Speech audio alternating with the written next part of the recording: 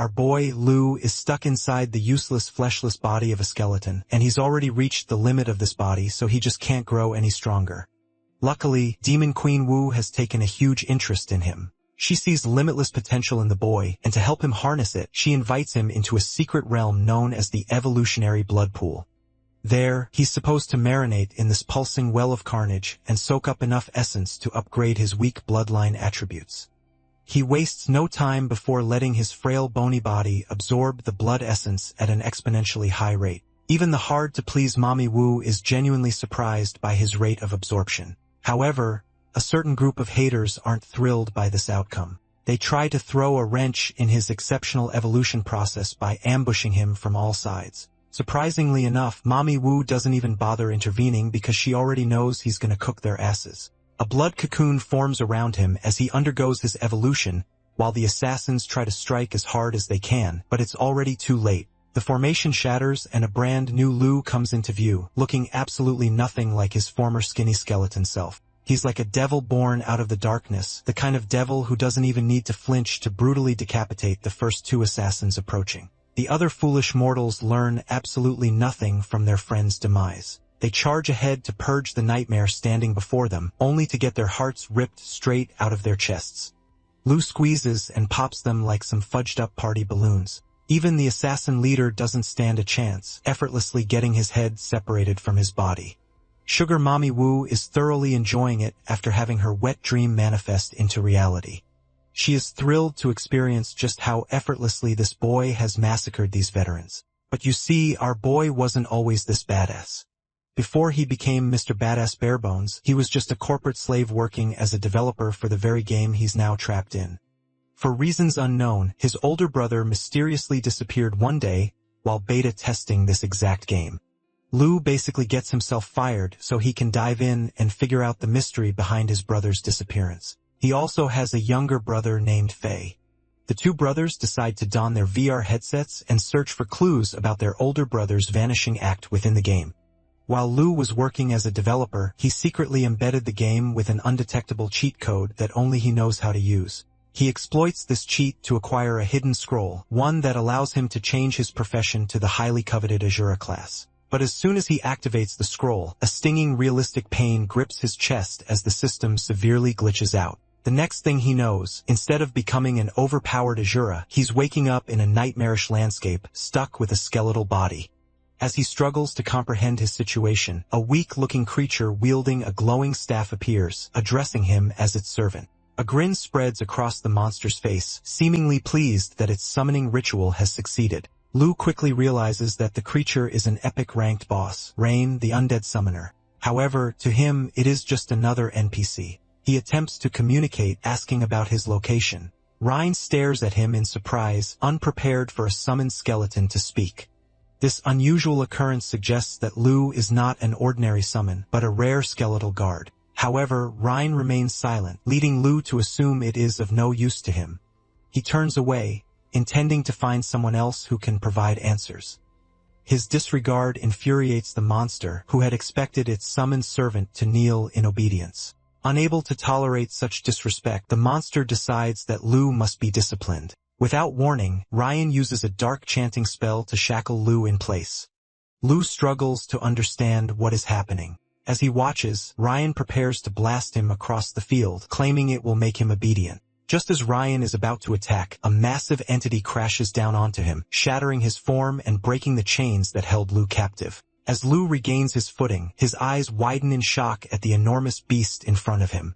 Staring at the colossal figure before him, he wonders if he has entered the wrong map, unsure of how he is supposed to play this. With no other choice, he attempts to call for C, and to his relief, she responds. He asks where he is, and she explains that he has landed in the realm of pure darkness, the birthplace of the highest level bosses in the game and the most dangerous zone imaginable. Now that things are making a little more sense, Lu asks her for advice on how to progress and whether there's any place where he can take on quests. C, asking for a moment, immediately scans for available information and finds a mission hub located a daunting 100-kilometer way. She urges him to follow her lead. Traveling towards C takes them along a cliff path with massive dragons looming over them. This terrifies Lu, but according to C, this is the shortest route. The journey soon takes them into dangerous waters where a massive megalodon-like creature chases them. Paddling for his life, Lu asks C what to do, to which she encourages him to keep going. She also informs him about a message from his brother, who reveals that he has already reached level 5 and even acquired a green grade staff drop. Faye then asks about Lu, assuming that he must be gaining a lot of items and XP. However, to his shock, Lu admits he's still stuck at level 1. As he is texting, another monstrous creature starts chasing them out of the water. At last, they spot their destination in the distance, a massive structure with entities forming long lines at its entrance. As they approach and notice the long queue, C estimates it would take 2 hours to get through the main gate. But Lu, scanning the area, notices another entrance with no line at all. C quickly warns him that it's not part of the planned route, but Lu has no patience left for sticking to a rigid strategy. Conventional or not, he just wants to get inside, so he rushes towards it with what little energy he has left. Without hesitation, he approaches the entrance where 2 towering boar guards block his way, demanding his reason for entry. He hastily explains that he has urgent business to attend to. To his surprise, one of the guards grins, seemingly understanding his urgency. Without any fuss, they grant him passage. Stunned by how easy that was, Lu even takes a moment to thank them for being reasonable. But the moment he disappears inside, the guards erupt into laughter, shaking their heads in disbelief. One of them comments that he has no idea what danger he has just walked into. Inside, a loud announcement declares that the period for the event at Fengyun Tower has ended, followed by victorious shouts echoing from within the gate. Just when Lu thinks he's found a way out, a bright light appears at the end of the tunnel. He steps forward, embracing the light, only to be met by the booming voice of a host. Confusion washes over him as he realizes he has just been introduced as a contestant. The officials begin scanning his basic information, and to their shock, he is only a level 1 contestant. The crowd erupts in laughter, mocking him for being so weak. Even the host dismisses him as mere cannon fodder. However, the host quickly shifts the atmosphere, hyping up the audience by suggesting that maybe this fighter will surprise them. With the formalities settled, he officially declares the start of the Battlefest, sending waves of excitement through the spectators. As always, the beloved duo of commentators, Quick-Tongue Rabbit and a Turtle, take their places. Are these from the Tortoise and the Hare? Despite hearing them countless times before, the rules of the Storm Cloud Arena must still be announced. There are only 3. First, every match is a 1-on-1 battle, and the last fighter standing wins. Second, to ensure fairness, all contestants are adjusted to match the lowest participant's level with a minimum cap of level 10. Third, unless a contestant surrenders, victory can only be achieved by eliminating the opponent. As for rewards, the ultimate champion will receive 5,000 EXP and an epic grade weapon suited to their level. The arena then enforces the level adjustment, making history with its lowest level battle yet. Every participant, now level 10, grows frustrated. One was just 2 kills away from ranking up, and another can't even use his special move because of the level cap. Furious, they direct their anger at Lu, threatening him not to think he stands a chance. With experience on their side, they believe he is nothing more than an easy kill. It is only now that Lu realizes his mistake. Regret sets in, thinking that he should have listened to C and waited in line. However, lucky for him, since he is now level 10, even temporarily, the system acknowledges his eligibility to choose a starting class. A variety of choices appear before him, overwhelming him for a moment. Then memories of playing with his brothers resurface. They always told him he had the perfect playstyle for an assassin. Trusting their judgment, he selects the assassin class, increasing his stats. The commentator moves on to the next phase, distributing their designated equipment. With that, Lu receives a sharp dagger, making him realize the situation might not be as bad as it seemed. If things go south, he can always surrender and walk away without consequence. But before the battle can commence, the rabbit makes an important announcement that they have invited guest instructors, and any contestant who performs exceptionally well might earn the guidance of one of these renowned figures. The first among them, standing to the left, is none other than Blood Moon City's infamous Lord Zhuang Huaishui. He is responsible for handling external warfare and strategic planning for the city. Under Lord Zhuang's command, the Northern Blood Moon Hall has produced 70% of the city's strongest young warriors, all trained under his guidance. Being noticed by Lord Zhuang is considered a great honor, offering a chance to rise to power and secure a prestigious future. The crowd erupts in excitement, chanting his name in hopes of drawing his attention. The rabbit then moves on to introduce another highly esteemed guest, Blood Moon City's renowned beauty, Lady Wu Yu. As the master of the Eastern Moon Hall, she oversees resource distribution. Beyond her looks, Lady Wu possesses immense and terrifying strength. However, she is known for being extremely selective with her disciples. And to this day, she has only taken on one student, Han, the unparalleled genius who shocked Blood Moon City by achieving 10 consecutive victories in the Wind Cloud Arena. The mention of her disciple sends a wave of murmurs through the crowd, though none dare to call out her name, knowing her reputation for being ruthless and short-tempered. Meanwhile, Lu is left stunned upon hearing the name Han. He realizes that if Lady Wu knows anything about his brother, she could be his best lead. His lingering gaze, however, does not go unnoticed. Lady Wu's sharp eyes lock onto him, and for a brief moment she considers crushing him where he stands. But with Lord Zhuang beside her, she decides against acting impulsively.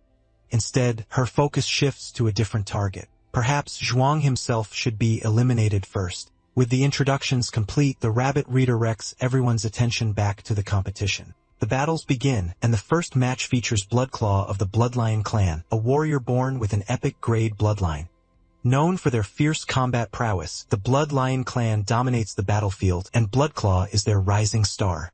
His razor-sharp claws have earned him the title of tournament favorite. True to his reputation, he defeats his opponent with a single devastating strike. The second match follows swiftly, featuring Bei, the zombie swordsman from the Great Sword Sect, one of the newest and most formidable factions in the South Moon Hall. As the sect's vice-captain, Bei is renowned for his ruthless precision.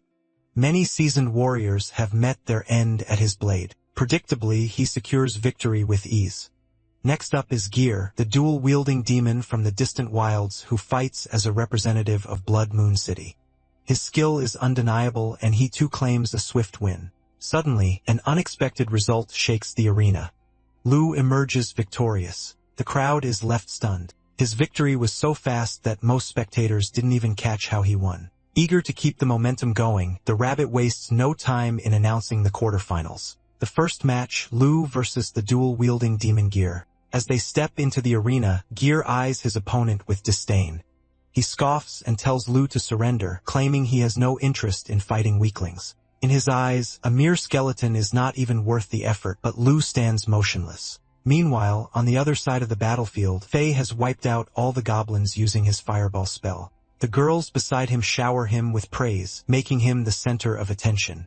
However, even with all the admiration, he remains convinced that if they were to meet his second brother, they would witness what true greatness looks like. He can't help but wonder what Lu is up to and whether everything is cool with him. At that very moment, his brother faces his opponent with unwavering confidence. The rabbit is taken aback as he realizes that this so-called cannon fodder actually has a spine. Yet Gear remains unimpressed, looking down on Lu and planning to give him a fight he will remember. Without hesitation, he unleashes his strike slash, instantly closing the gap and delivering a powerful strike. To his shock, Lu manages to evade the attack. Gear dismisses it as pure luck and repeats the move, only for Lu to dodge once again. Annoyed, Gear switches to his void-tearing slash skill, expecting a different outcome. But Lu effortlessly evades it once more, leaving the host in disbelief. How is he doing that? Our boy has already analyzed his opponent's reach, factoring in the length of his weapon and the grip of his palm. By calculating the maximum swing radius to be under 2 meters, he determines that maintaining this distance will minimize the risk of getting hit. Since Lu has already created distance, he anticipates Gear's next move. He calculates that the most probable attack will be another flash strike, a linear charge skill that momentarily immobilizes its user. If he times it right, he can turn this into his opportunity to strike. Meanwhile, the audience is trashing Gear with their murmurs and doubts, fueling his anger. Frustrated and humiliated by a so-called cannon fodder, he finally snaps. Determined to crush Lu, he fully commits to his flash strike. However, just as Lu predicted, the moment Gear executes the move, he is left vulnerable. Seizing his chance, Lu strikes with a perfectly timed critical hit, ending the match in an instant. Gear barely has time to register what happened as his dreams of becoming the Lord of Oblivion are shattered. The crowd erupts in shock and excitement, having just witnessed the underdog reach the finals like that. Now all eyes are on him for the upcoming final. Even Zhuang finds Lu intriguing. However, Wu remains unimpressed, assuming Lu is just a bit clever and nothing extraordinary. Yet, since he has at least kept her entertained, she decides to observe him a little longer. Zhuang agrees with her reasoning, believing that a weak bloodline will always be a limitation no matter what. The tournament moves forward to the next match, one that many believe to be the true championship battle. Bloodclaw faces off against the zombie swordsman, Bei. Bloodclaw, like many before him, warns Bei that he has no chance of winning. But Bei remains unfazed, standing firm in his belief that as long as he wields his sword, nothing can stop him. With unshaken resolve, he executes a powerful combination skill, Flowing Water Slash, a fusion of Water Slash and Flash Strike, making him 5 times faster than Gear's Flash Strike. As it nears its target, Bei stands confident, ready to show the price Bloodclaw has to pay for underestimating him. However, he quickly realizes that he is not the one in control. Bloodclaw looks at Bei's weapon and without hesitation, bites down on it. With the weapon rendered useless, it's now Bloodclaw's turn to strike. Using his explosive Fury Claw, he finishes the fight in one swift move. Even after his opponent is lifeless, Bloodclaw continues to insult him, showing no regard for the dead. The crowd erupts with excitement, chanting his name as if they have already found their champion.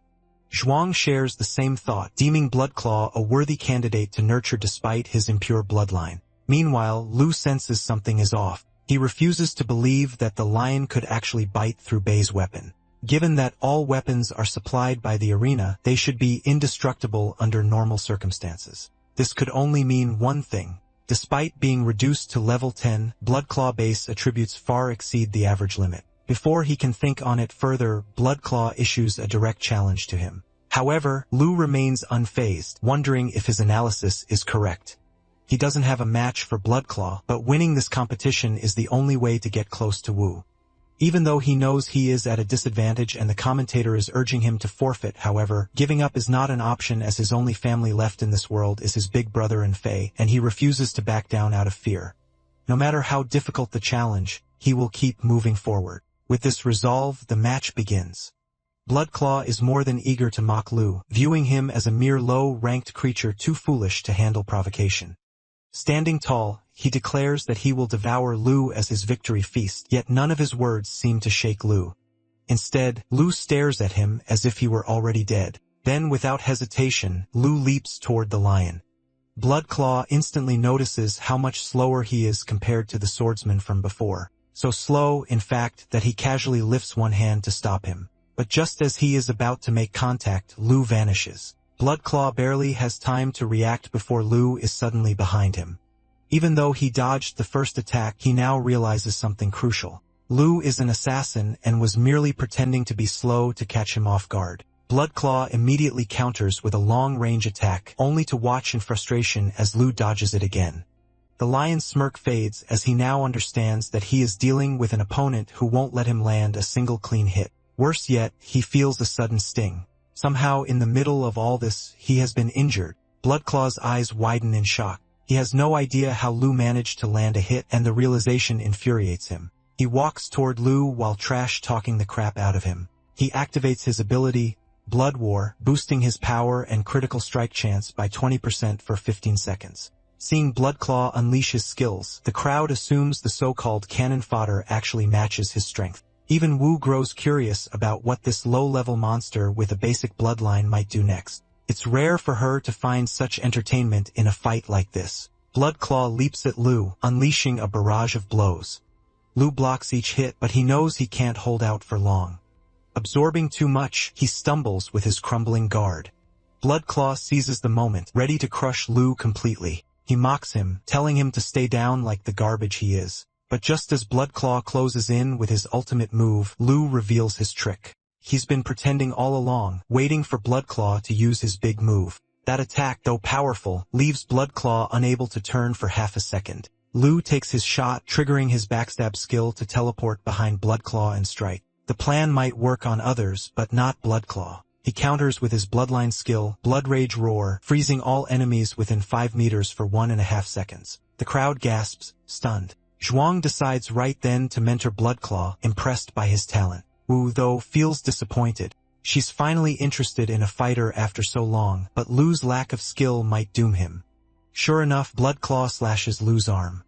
As he steps back, Lu's brittle bones snap, revealing their weakness. His legs give out too. Everyone believes the fight is over. Now they wait to see if the skeleton surrenders or clings to a hopeless end. Bloodclaw, however, has no mercy in mind. He laughs at the skeleton's broken state, plotting ways to shame him further.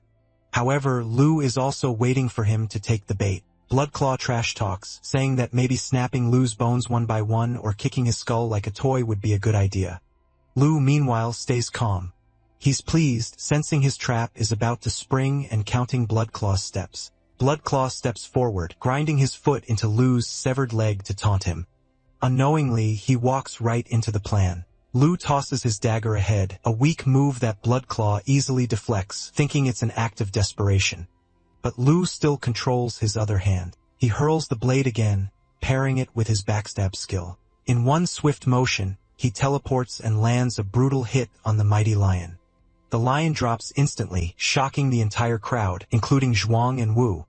As Rabbit struggles to get the words out, the other commentator steps in to break the silence. Tired of being interrupted all match, he seizes his moment. Calling himself the Rampaging Turtle, he takes it upon himself to explain everything. He tells the crowd that this has been part of Lu's clever scheme from the start. First, he shows off his speed, striking the strongest despite his own frailty. Then he taunts Bloodclaw, making him mad. When Bloodclaw gets serious, Lu fakes weakness, tricking him into using his big attack. The best part about all this is everyone thinks Bloodclaw cut off Lu's arm and leg, but it was Lu who did it himself. Just when all seems lost, he triggers his skeleton resurrection skill, allowing him to control a fallen bone for a short time, setting up his stunning comeback. He takes down a stronger foe despite being outmatched. The Rampaging Turtle gives Lu the name Zhenyu Moonslayer. However, although the lion is down bad, Lu tries to finish him off. Zhuang, however, dislikes this idea. He wants Bloodclaw as his student and steps in. He pushes Lu back and unleashes a skill to wipe him out. Luckily, Wu also arrives taking Lu's side. She jumps in to save him, blasting Zhuang with her heavenly piercing finger. Her raw power pierces a hole through Zhuang's shoulder, causing him to complain and demand answers. Wu ignores him, scooping up what remains of Lu, whom she has taken a liking to. She declares that he's hers now. Wu finishes fixing Lu, bringing him back to his old self. He's amazed that his patched-up bones aren't just healed. They're tougher than ever. His thoughts are cut off when Wu powers up another strike, glaring at the rabbit and turtle duo. She warns them to announce the results fast, or she'll poke them both. Scared, they hop to it right after her threat. They declare Lu the new champion of the Storm Cloud Arena. The system tallies his winnings, granting him 5,000 experience points. He jumps to level 15 and picks up a new perk, Shadow Step, which boosts his speed by 20%. His stats shoot up, and then comes his next prize, an epic weapon fit for his level and style, the Bloodstained Blade. It converts 10% of his damage into healing, a rare vampiric perk that shocks the commentators. It's perfect for long fights, a key advantage for what's ahead. Wu doesn't waste a second. She tells her new sidekick they're kicking off the Storm Cloud catastrophe. Lu, new to this whole Storm Cloud setup, has no clue what that means. He asks, and the rabbit gets it, breaking it down. The Storm Cloud platform splits into two phases. The arena battle picks the champion, then the catastrophe drops that champion into the player world as a timed boss. For 1 hour, the boss, him, has to survive and hunt players for experience and points. Those points can be traded for powerful skills, weapons, or status boosts. As the rabbit is explaining, Zhuang starts screaming in rage, furious that Wu hit him. He reminds her that he is the North Hall Lord and demands to know if she's trying to start a war. She stays quiet, so he threatens to report her to the city lord. Still ignored, he switches to insults, calling her a greedy schemer out to steal his army supplies and rebel. They both start arguing like two Chihuahua dogs. Seeing this, Lu, along with the commentators, bolts from the scene. Before chaos erupts, Lu asks to be taken to the next event. Suddenly, a portal opens, but Wu warns Lu not to flop. If he can't take out 1,000 players, he shouldn't bother coming back. He drops into the player world, and his random achievement manual kicks in. Since he's past level 10, it spits out a mission, kill 1,000 players just as Wu said. Lucky for him, the system announces his arrival to everyone, urging them to hunt him. He lands near some newbie, gearless players, which are a bunch of easy targets. Before he swings, a cheat item detects his level up and auto-equips, boosting his stats. It upgrades every 10 levels, granting him a random assassin skill with a chance to swap it later. As the system picks a skill, for newbie players charge from all sides. He dodges every hit with ease. The system finally selects a skill for Lu, Hunting Scourge Blade. This lets him unleash 4 quick slashes on a target, starting at a 110% damage and climbing to a 150 by the last hit. If the skill kills someone, the slashes keep going, locking onto a random foe within 10 meters. It also packs a strong bonus. Each kill adds a 150% physical damage slash.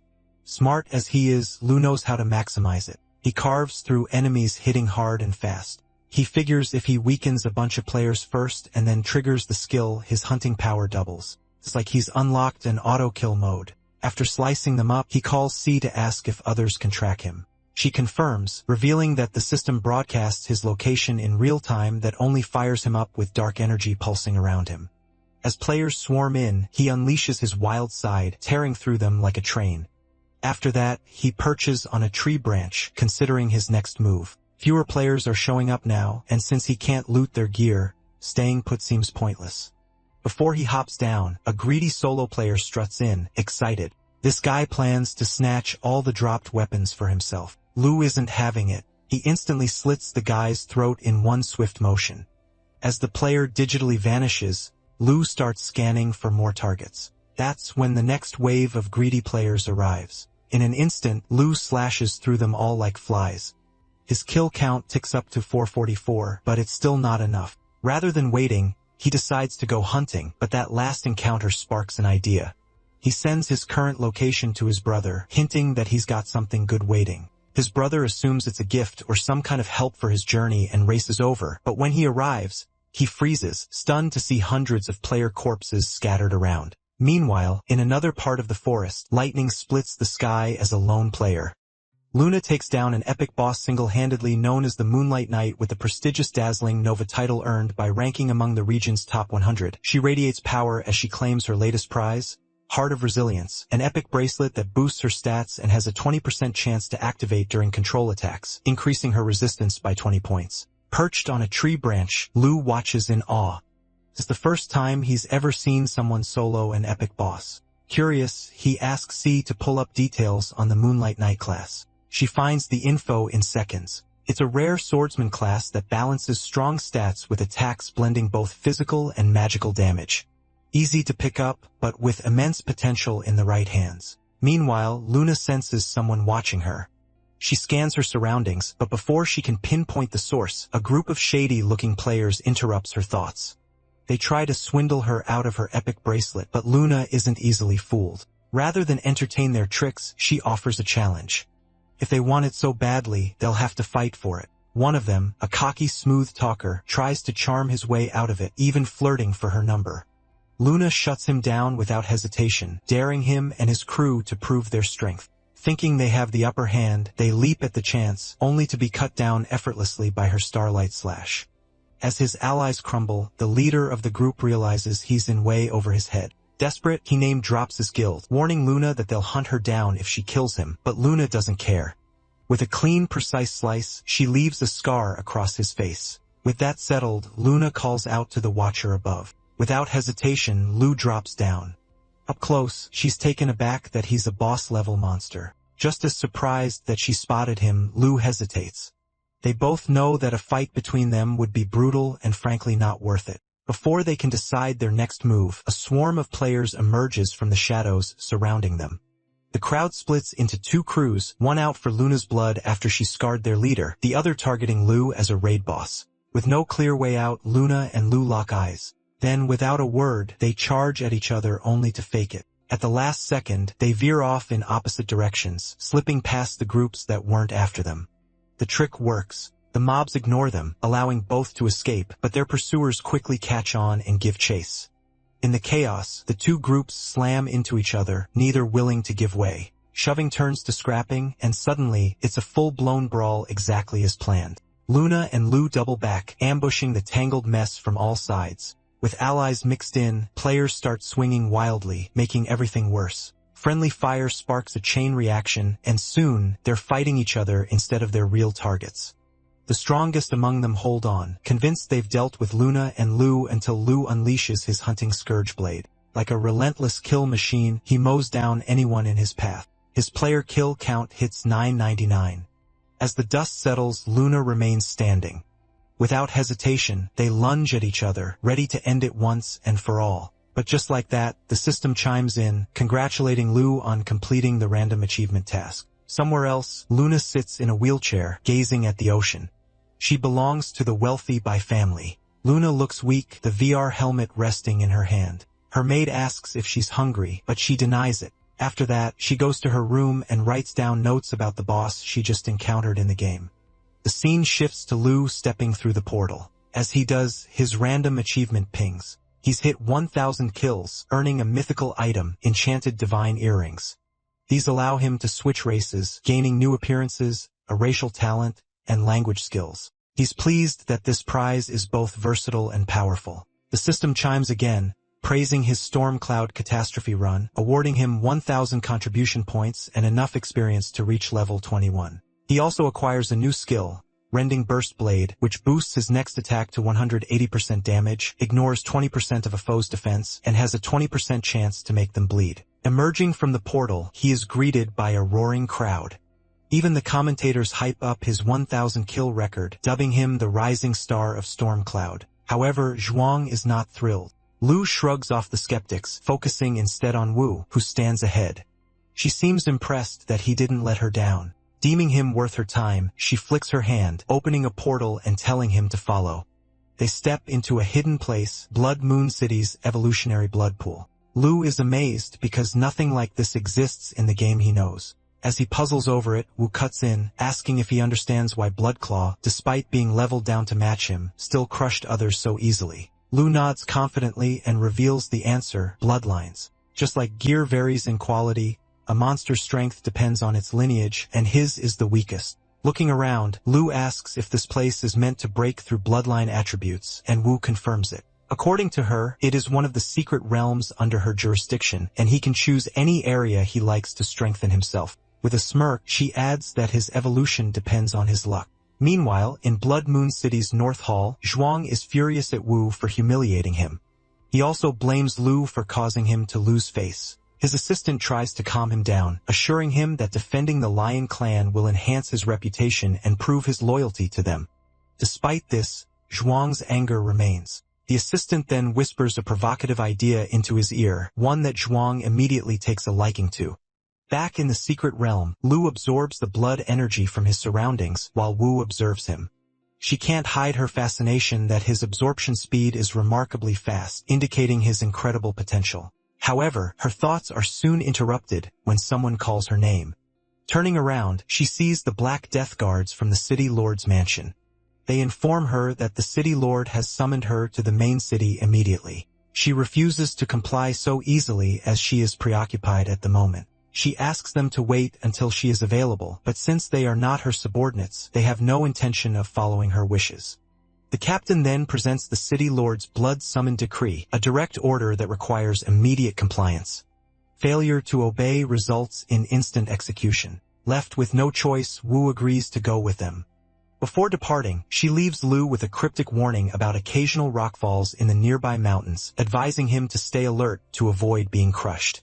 After she departs with the guards, the captain smirks, satisfied that everything is proceeding as planned. Moments later, Lu's evolution nears completion as the blood energy surrounding him increases, gradually enveloping his entire body. Before long, Lu is nowhere to be seen, completely submerged in the blood. This is exactly the moment his enemies have been waiting for, when he is unable to halt his evolution and is left defenseless. Without hesitation, the commander of the Shadow Squad signals his subordinates to attack. They waste no time in following his command. However, what they fail to realize is that Lu's absorption process is much faster than they anticipated. He awakens just in time, unleashing a devastating force that sends his attackers flying. Meanwhile, Wu and the guards continue their trek up the mountain.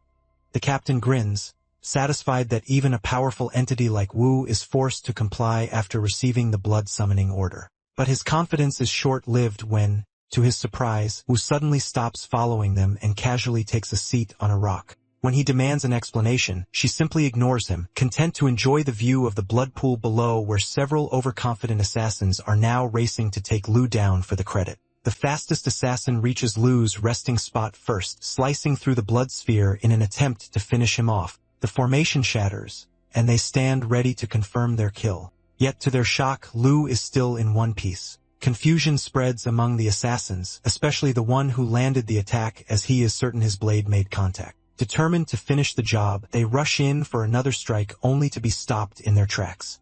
As they get a clearer look at their target, pure disbelief fills their eyes. Lu has completed his evolution, emerging with an aura so overwhelming that they freeze. But before they can even process the situation, Lu moves. In an instant, he decapitates both attackers. The commander, stunned by what he just witnessed, quickly regains focus. He knows that there's no time to waste. They must complete their mission. Without hesitation, he orders a coordinated assault. The squad launches their attack with precision, working together flawlessly. Yet Lu effortlessly takes a single step back, dodging them with ease. He knows they are far too slow for him now. Before they can even comprehend what just happened, Lu is clutching their hearts in his hand, killing them all. But the commander refuses to let that insult slide. He launches a full-force assault on Lu, each strike carrying an intense aura that amplifies his strength several times over. However, Lu remains completely unfazed, dodging effortlessly as if this fight is nothing to him. Seeing the commander charge again, a sly, almost mocking grin spreads across his face. At that moment, the commander comes to a harsh realization. He is completely outmatched. Before he can even react, Lu strikes. In an instant, his left arm is torn clean off. Staggering back, he clutches the wound, barely able to process what just happened. All the intelligence he had on Lu was completely misleading. Despite that, he knows he has no other choice but to eliminate Lu. He was entrusted with this mission by Zhuang, and failure is not something he is willing to accept. Screaming with determination, he calls upon the hidden assassins still lying in wait. They immediately understand the urgency and begin the blood sacrifice ritual, taking their own lives to channel their energy into empowering their commander. The ritual's effects are immediate. His strength surges, and even his severed arm regenerates as if it had never been lost. Now, with newfound power coursing through him, he sets his sights on mangling Lu. Lu remains calm, viewing the commander as nothing more than an insignificant obstacle. To prove his dominance, he deliberately throws himself into the enemy's range. As he closes the distance, he suddenly reverts to his skeletal form, deceiving the commander into believing Lu's evolution is failing. Emboldened by this perceived weakness, the commander attacks with renewed confidence. However, Lu effortlessly evades each strike. Seizing the perfect opportunity, he shifts back into his demonic form mid-movement and, in a single decisive motion, decapitates the commander. A look of sheer disbelief is frozen on the commander's face as his headless body crumples to the ground. Meanwhile, Wu watches from the sidelines, applauding Lu's flawless execution. She is more than satisfied with the outcome. Lu, however, is more interested in uncovering the truth. He inquires whether these assassins were connected to Zhuang, to which Wu confirms, revealing that even the guards who had taken her were affiliated with the same faction. However, she had already dealt with them in her own way. This revelation makes Lu realize that Wu had known their motives from the very beginning. The realization leads him to suspect that this ordeal may have been orchestrated as a second test. But to Lu's embarrassment, Lady Wu seems more interested in his junior than his transformation. Noticing where her attention is fixated, Lu quickly shields himself from her stare. However, to his further embarrassment, Wu, clearly unbothered, commands him to remove his hands. Amused yet satisfied with his performance, she offers him a single wish, granting him the opportunity to request anything he desires. Yet Lu is no simp. Instead of indulging in her teasing, he asks about the whereabouts of his brother, Han. Upon hearing the name, Wu sighs before delivering the devastating news. Han is already gone. Upon hearing this, Lu momentarily freezes, then presses Wu for more details. However, before answering, she reminds him that this is his second question according to their earlier agreement. Yet recognizing the depth of his pain, she chooses to oblige. First, however, she seeks to understand his desperation. She asks why he is so determined to uncover the fate of her former disciple. Without hesitation, Lu reveals the truth. Han is his elder brother. As he speaks, memories from his past resurface. He recalls the orphanage, a place whose name he can no longer remember. In that cruel world, bullies roamed freely, preying upon the weak. Lu and Fei had suffered at their hands multiple times. One day, as the bullies tormented them, threatening to tear apart Faye's beloved teddy bear, Han appeared from behind and smacked them left and right. The beating was enough to send them running. Curious, Lu asked Han who he was and why he had helped them. With a slick smile, Han introduced himself and offered some advice. No matter how difficult a situation gets, always smile. He then made a promise. He would protect them no matter how bad things became. Back in the present, Wu watches the expression on Lu's face and recalls her own time with Han. She remembers how he used to ask for leftover items, things most would discard, just so he could give them to his brothers. Recalling this, she mentions a place called the Infernal Purgatory. However, Lu remains confused, unable to grasp what she means. Wu then recounts how everything changed after Han successfully defended his title as the Storm Cloud King by defeating the King of Knights, Di Guden. This remarkable victory marked his 10th consecutive win, cementing his reputation as a legendary figure. As usual, he entered the Storm Cloud Catastrophe event, but this time, something was different. He never returned. Even after 4 hours had passed, there was no sign of him. It was an anomaly as participants were typically forced back once the event ended, yet Han remained missing. Growing increasingly concerned, Wu exhausted every resource at her disposal, searching tirelessly for him. Despite her efforts, it took an extensive amount of time before she finally uncovered his last known location, a realm called the Infernal Purgatory. Now that she knows where Han is, Lu questions why she hasn't simply gone there to retrieve him. Wu explains that an unknown force blocks access to the realm, preventing her from teleporting in or intervening in any way. Faced with this challenge, Lu racks his brain for a solution, but none present themselves. Determined to move forward, he reaches out to sea, requesting her assistance in locating relevant information about the Infernal Purgatory. However, the moment she attempts to access the data, she begins to malfunction. Moments later, a system notification appears indicating an error. Realizing this route is a dead end, Lu has no choice but to investigate the database himself. C informs him that he lacks the necessary privileges to proceed, yet Lu remains undeterred. Having played a crucial role in the game's creation, he possesses an in-depth understanding of its mechanics and is confident in his ability to bypass these restrictions. Switching to manual input mode, he begins working on a solution. Lu inputs the secret codes. As each clue aligns perfectly, he becomes more certain. This place holds the answers he seeks. As he successfully bypasses the system, he finds himself surrounded by a sea of floating codes. Wasting no time, he opens a system tab to retrieve the code for Infernal Purgatory. However, as soon as he enters the term, system errors flood the interface, warning him that any further action would be classified as an illegal intrusion resulting in forced ejection from the system. Refusing to back down, he commands the system to open the source code, but instead of gaining access, he watches in disbelief as the code begins to overwrite itself. The anomaly leaves him stunned, but before he can react, he is forcibly ejected and abruptly finds himself back with Wu.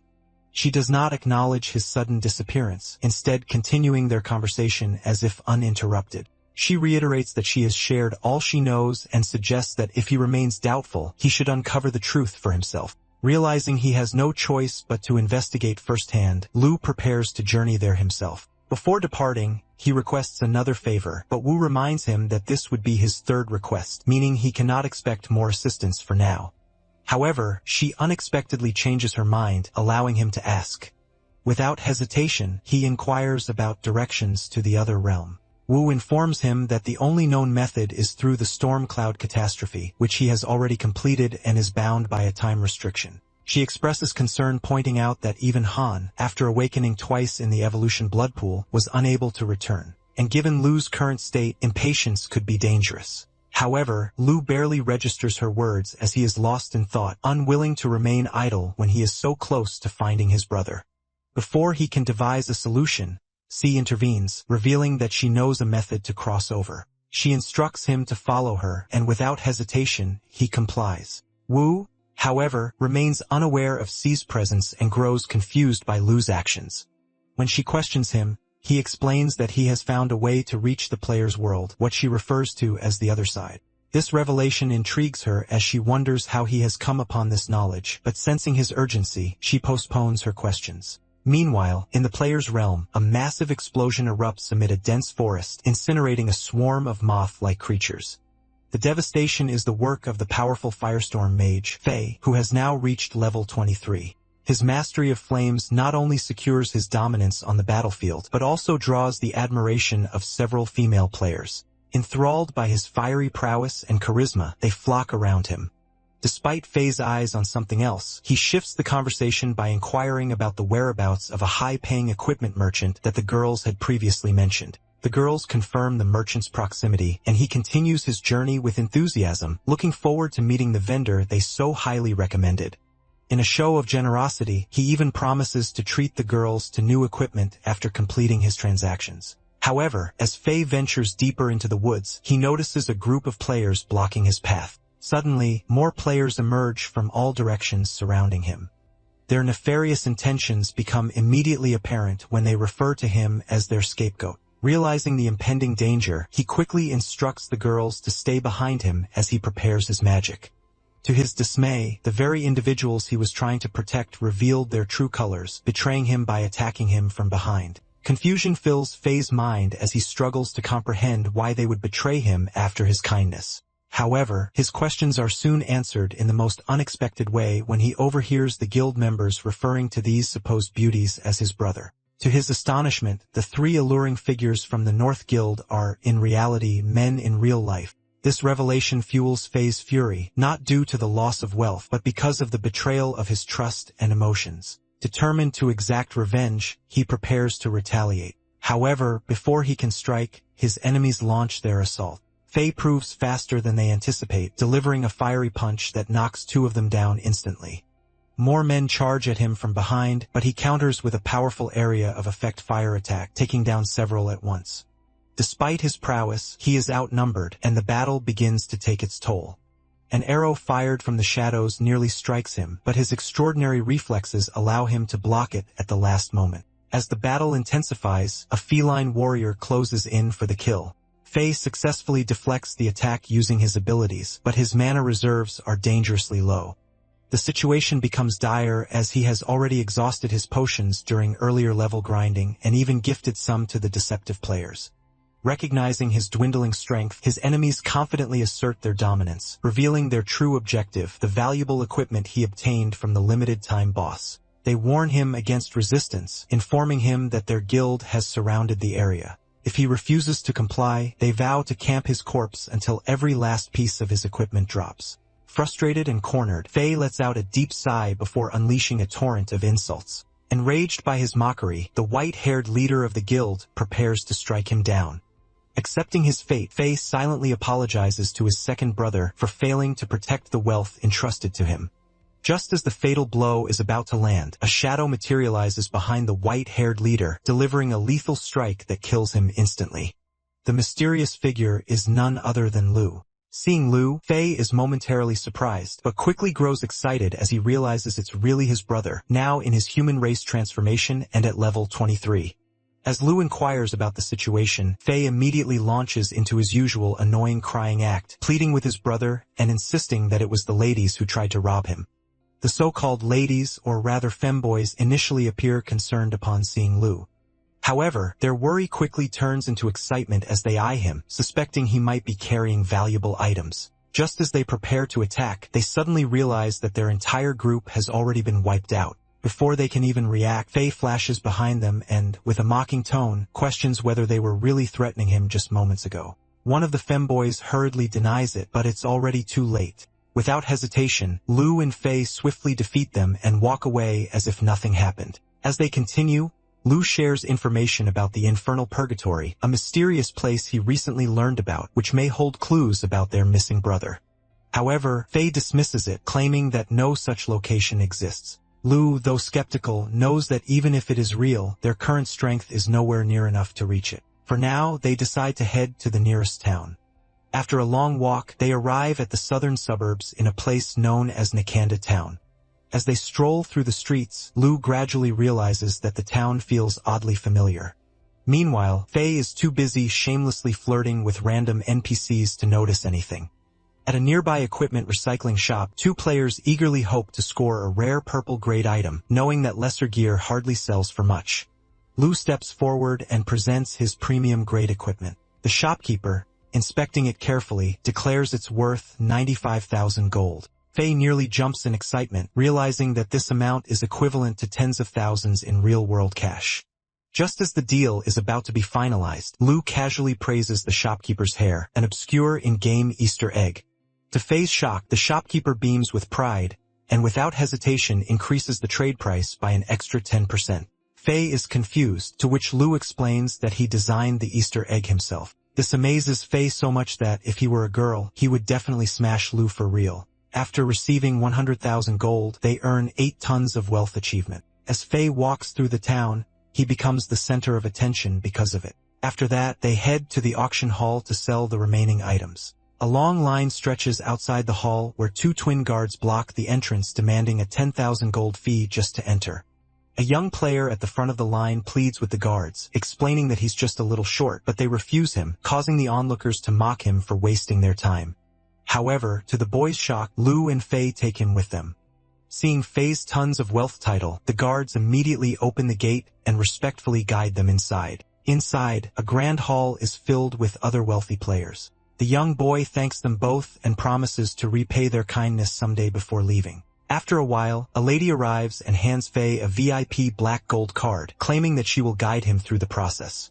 She explains the card's features. Faye can enter without queuing. The auction house will take only a 5% commission, and he can easily get a loan using the card. Out of habit, Faye starts flirting with the assistant, making Lou sigh in embarrassment. However, Lou's attention shifts when he notices a woman swiftly passing by him. The assistant lady guides them to their private room where they sit at a tea table as she explains the details of the auction. According to her, epic equipment is in high demand, and the lightsaber stardust they acquired will be submitted to the ultimate auction to secure a high price. She suggests that they participate in the auction as they might find something useful. However, Faye ignores everything she says and flirts non-stop, prompting Lou to smack him on the head before handing a list of desired items to the assistant. After a while, the ultimate auction begins. The auctioneer hypes up the audience, revealing that they have some truly exceptional items for the day. The first treasure up for bidding is the Roaring Heart of Flame, a powerful artifact effective for fire attributes and highly effective against woody monsters. The bidding starts at 25,000 gold and quickly escalates to 50,000, raised by guest number 9. This shocks the auction attendees as the item had previously sold for a maximum of 28,000. Guest number 8, an elf named Xiao, is accompanied by a woman who is clearly a gold digger. He ultimately wins the Roaring Heart of Flame, upsetting 2 players who had come specifically for it. As one of them asks about Xiao, the other explains that he is a crypto magnate, advising against causing trouble and suggesting they wait for another opportunity. Meanwhile, Faye also thinks that 50,000 for that item is way too much. The host then introduces the next item, a special custom piece called Loving Maid, which transforms the wearer into a maid. As the bidding begins, one guest comes out on top with a bid of 66,000 and wins it. However, to everyone's shock, the guest, more like a femboy, puts it on immediately, looking like a full-fledged drag queen.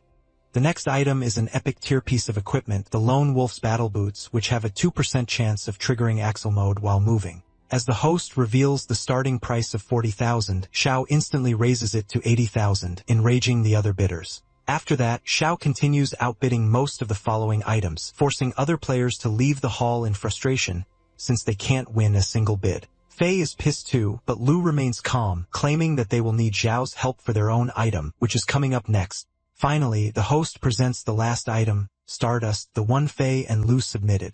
According to the host, this rare item possesses light attribute attacks that become effective after reaching level 30. As the starting price is revealed, Xiao immediately places a bold bid of 250,000, confident that no one will outbid him.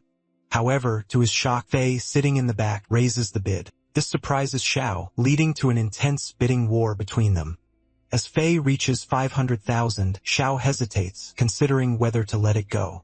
But his pride and addiction to the thrill of winning push him to raise the bid to 600,000. Faye, feeling a bit nervous, prepares to outbid again, but Lou stops him, forcing the host to start counting down on Xiao's bid. Just as the countdown is about to end, a voice from the back suddenly places a 1,000,000 bid, instantly securing the item.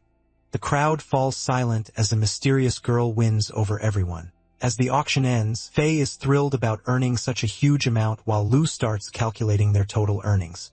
However, to his shock, even after receiving 1 million, the number on their VIP card barely changes.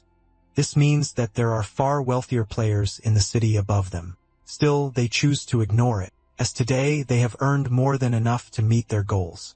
After the auction, they start heading toward Bush Coal Village. As usual, Faye is yapping away, filling the air with his chatter when Lu suddenly senses something off. Someone is following them. His sharp instincts kick in and he calls out to the stalker. A figure steps forward from the shadows. It's the girl who placed $1 million bid on the lightsaber. Faye immediately assumes she's here to rob them, but she quickly clarifies her intentions. She simply wants to know how they got the weapon, as she was the one who originally dropped it while battling a powerful boss. The girl is Luna, who previously fought Lu in his monster form. Faye, thinking on his feet, claims that it was his brother who obtained the weapon by defeating the limited-time boss. This revelation instantly excites Luna, and she eagerly requests a sparring match. However, Lu dismisses the idea and turns away, uninterested. But Luna is determined. She wants to test his strength firsthand. As they near Bush Coal Village, Faye curiously presses Lu for details about their upcoming quest. Lu explains that it isn't particularly difficult. The village is surrounded by monsters from all sides, drawn by a young girl who possesses holy light within her body. Their mission is straightforward: eliminate the surrounding monsters and escort the girl safely to the Temple of Holy Light. Soon after, they arrive at the village. Without wasting a second, Faye charges in, ready to clear a path ahead. Faye, however, mistakes two Beast Girl villagers for monsters and charges toward them, only to halt mid-strike when he realizes his mistake. The Beast Girls light up with excitement at the sight of an adventurer. Wasting no time, they eagerly take him by the arm and guide him through the town. As they walk, the entire village buzzes with excitement. People gather to catch a glimpse of the newcomers with their eyes filled with admiration and curiosity. Even the village chief makes a dramatic Superman entrance, greeted by applause and cheers. Faye, however, is a bit confused as this doesn't match the grim monster-ridden village Lu described earlier. Lu, watching the spectacle unfold, theorizes that while the village's appearance and setting may have changed, the core story and its characters likely remain the same. The chief enthusiastically invites them to join a grand banquet, an announcement that sends the villagers into an uproar of joy.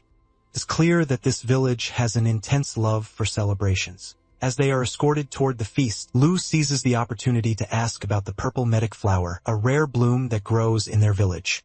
At the mention of the flower, an elderly villager stiffens, and instead of answering, he insists they enjoy the banquet first, making Lu instantly suspicious. When the banquet begins, the beastmen waste no time digging in.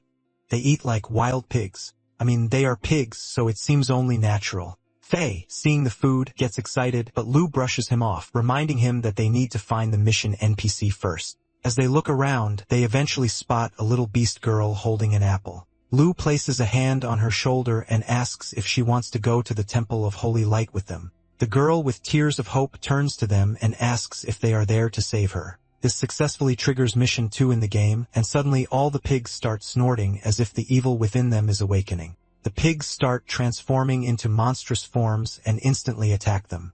Lu and Unfazed kill both of the charging beast pigs in a single blow.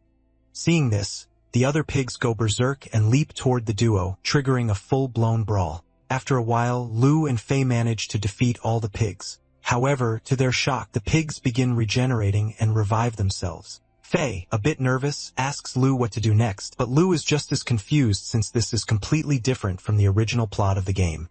As the monsters charge again, the duo fights back, knowing they will eventually be exhausted to death if they continue like this.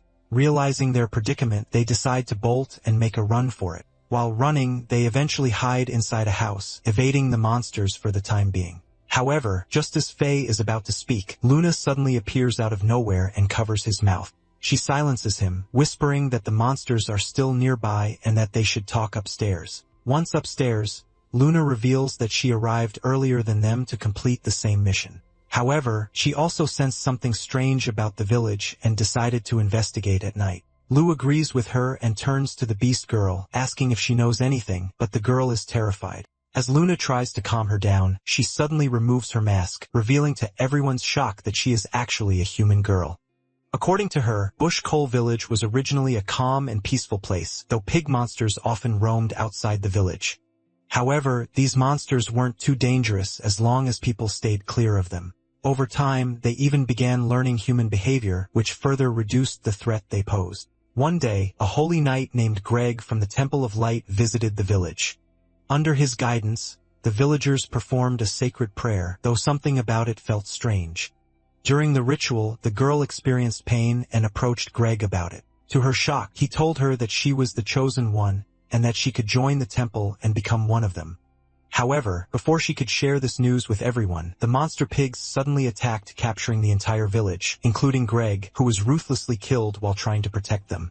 The girl, however, somehow managed to escape and hide. Mustering up courage, she clung to the belief that she was the chosen one. She crafted a pig mask and pretended to be one of them, waiting for the right moment to run away.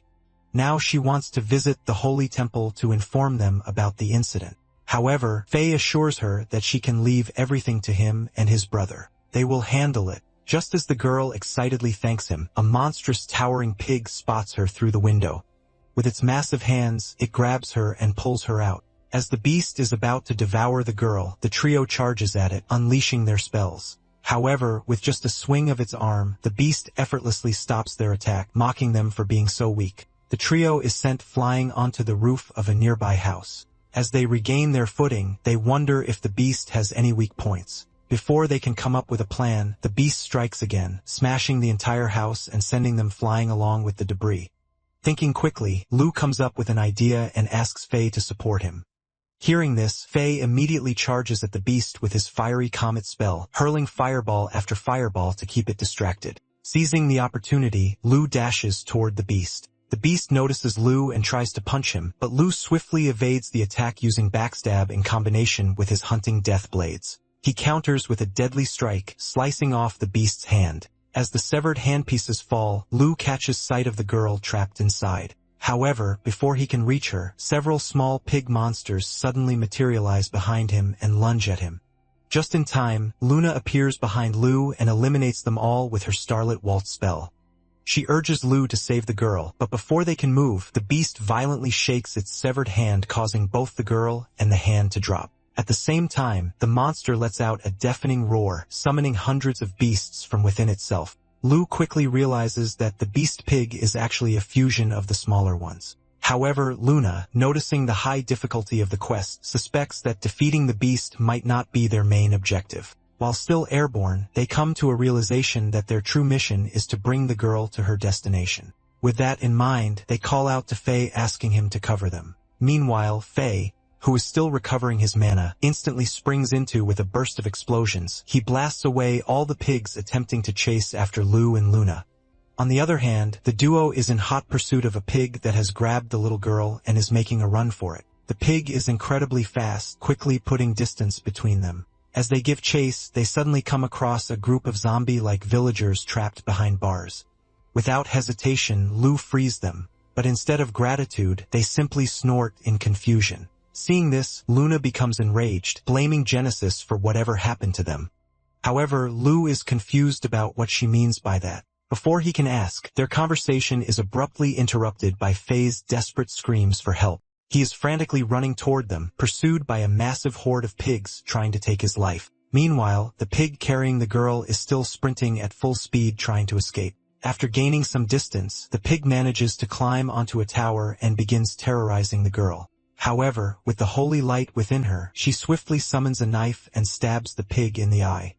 The pig lets out a deafening scream and lunges at her in rage. But just in time, Lou arrives and severs its arm with a single strike. Despite the excruciating pain, the pig is utterly confused. How is it possible that Lou is already there? 15 minutes earlier, as the trio was fleeing from the horde of pigs, Lou gave Faye and Luna a special pill that rendered them invisible, momentarily confusing their pursuers. It was a conceal pill, which causes monsters to lose track of their target for 5 seconds. While hiding, Faye couldn't help but complain about how difficult the mission was. However, according to Lou, their top priority was finding the girl. He knew they would have to think outside the box to locate her, so he quickly devised a plan and asked the others to cooperate. As the pigs continued searching the town, Lou stealthily appeared behind one of them, having transformed into a pig himself. Acting friendly, he casually asked about the little girl's whereabouts. Unaware of Lu's disguise, the pig revealed that the one who took her, Wang, was the fastest runner in their village and knew all the houses like the back of his hoof. Lu laughs and tells the pig to gather at the village entrance after capturing the humans. However, the pig corrects him, revealing that they are actually supposed to meet at the clock tower. Quickly realizing his mistake, Lu plays it off, claiming he must have had too much to drink. Suddenly, a massive explosion erupts nearby. Fei is sprinting with what looks like the little girl in his arms while an enraged horde of pigs chases after him. This was all part of their plan, a distraction to ensure Lu could reach the clock tower without resistance. Back at the tower, Lu wastes no time. He swiftly cuts through the pig, guarding the girl, and rescues her. Reuniting with his group, they all start making their escape, but the pig horde and the massive beast are still hot on their heels. To gain an advantage, the group quickly drinks agility potions, boosting their speed by 30%. This allows them to evade the beast's attacks and escape Bush Coal Village safely. However, as they put some distance between themselves and the village, they turn back only to be shocked by what they see. The monstrous beast slams the ground, and in an instant, every pig, including itself, digitally vanishes. The pigs suddenly teleport beside them, forcing the group to sprint away in a panic, almost like a scene straight out of a Mario game.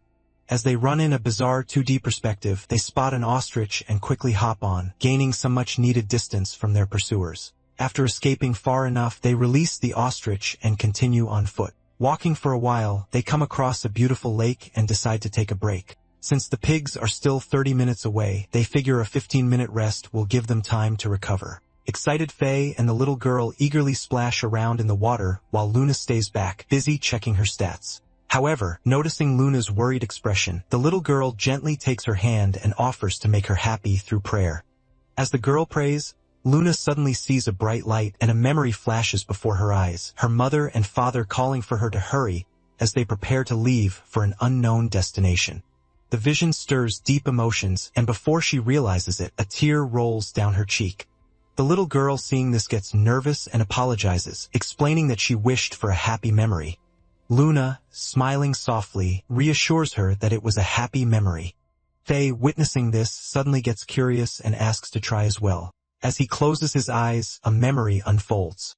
He sees himself having lunch with his brothers while Lu and Han argue over something trivial just like they always do. The familiar warmth of the moment makes Fei teary-eyed. But when the little girl notices and asks about it, he quickly panics and dives into the lake. Then the little girl approaches Lu, who is sitting on a tree, and admires his fearless nature. She believes that he always has something on his mind and expresses her desire to help him. However, Lu dismisses her offer, insisting that he has nothing to recall. He believes that constantly looking back would only prevent him from moving forward. The girl then reveals that ever since she lost her parents, the villagers have taken care of her. She feels relieved to be by the side of someone as heroic as Lu. As she prays for the kind-hearted people who raised her, tears form in her eyes while she reflects on the villagers' fate. Lu attempts to comfort her, reassuring her that she has already done enough. Encouraged by his words, she wonders if she will ever become as strong as him. As Lu recalls the time when Han protected him from bullying, he becomes certain that she will. With their brief rest coming to an end, they prepare to continue their journey. However, as the little girl takes Lu's hand, the random achievement manual suddenly activates, announcing an increase in the mission's difficulty. Now Lu is tasked with defeating the king with the help of the Crunch after successfully delivering the NPC girl to them. Meanwhile, the beast in the village continues to roar, more powerful than ever. Despite gaining distance, the pigs continue chasing them. Even though they relentlessly cut them down, the pigs recover at an alarming rate. As they flee from the horde, only 50 kilometers remain until they reach the holy temple. Feeling exhausted, Fei takes out a potion and drinks it, but he fails to notice a pig catching up to him. As the pig swings its attack toward Fei, Lu leaps forward, slashing its head down, but also taking the hit meant for Fei.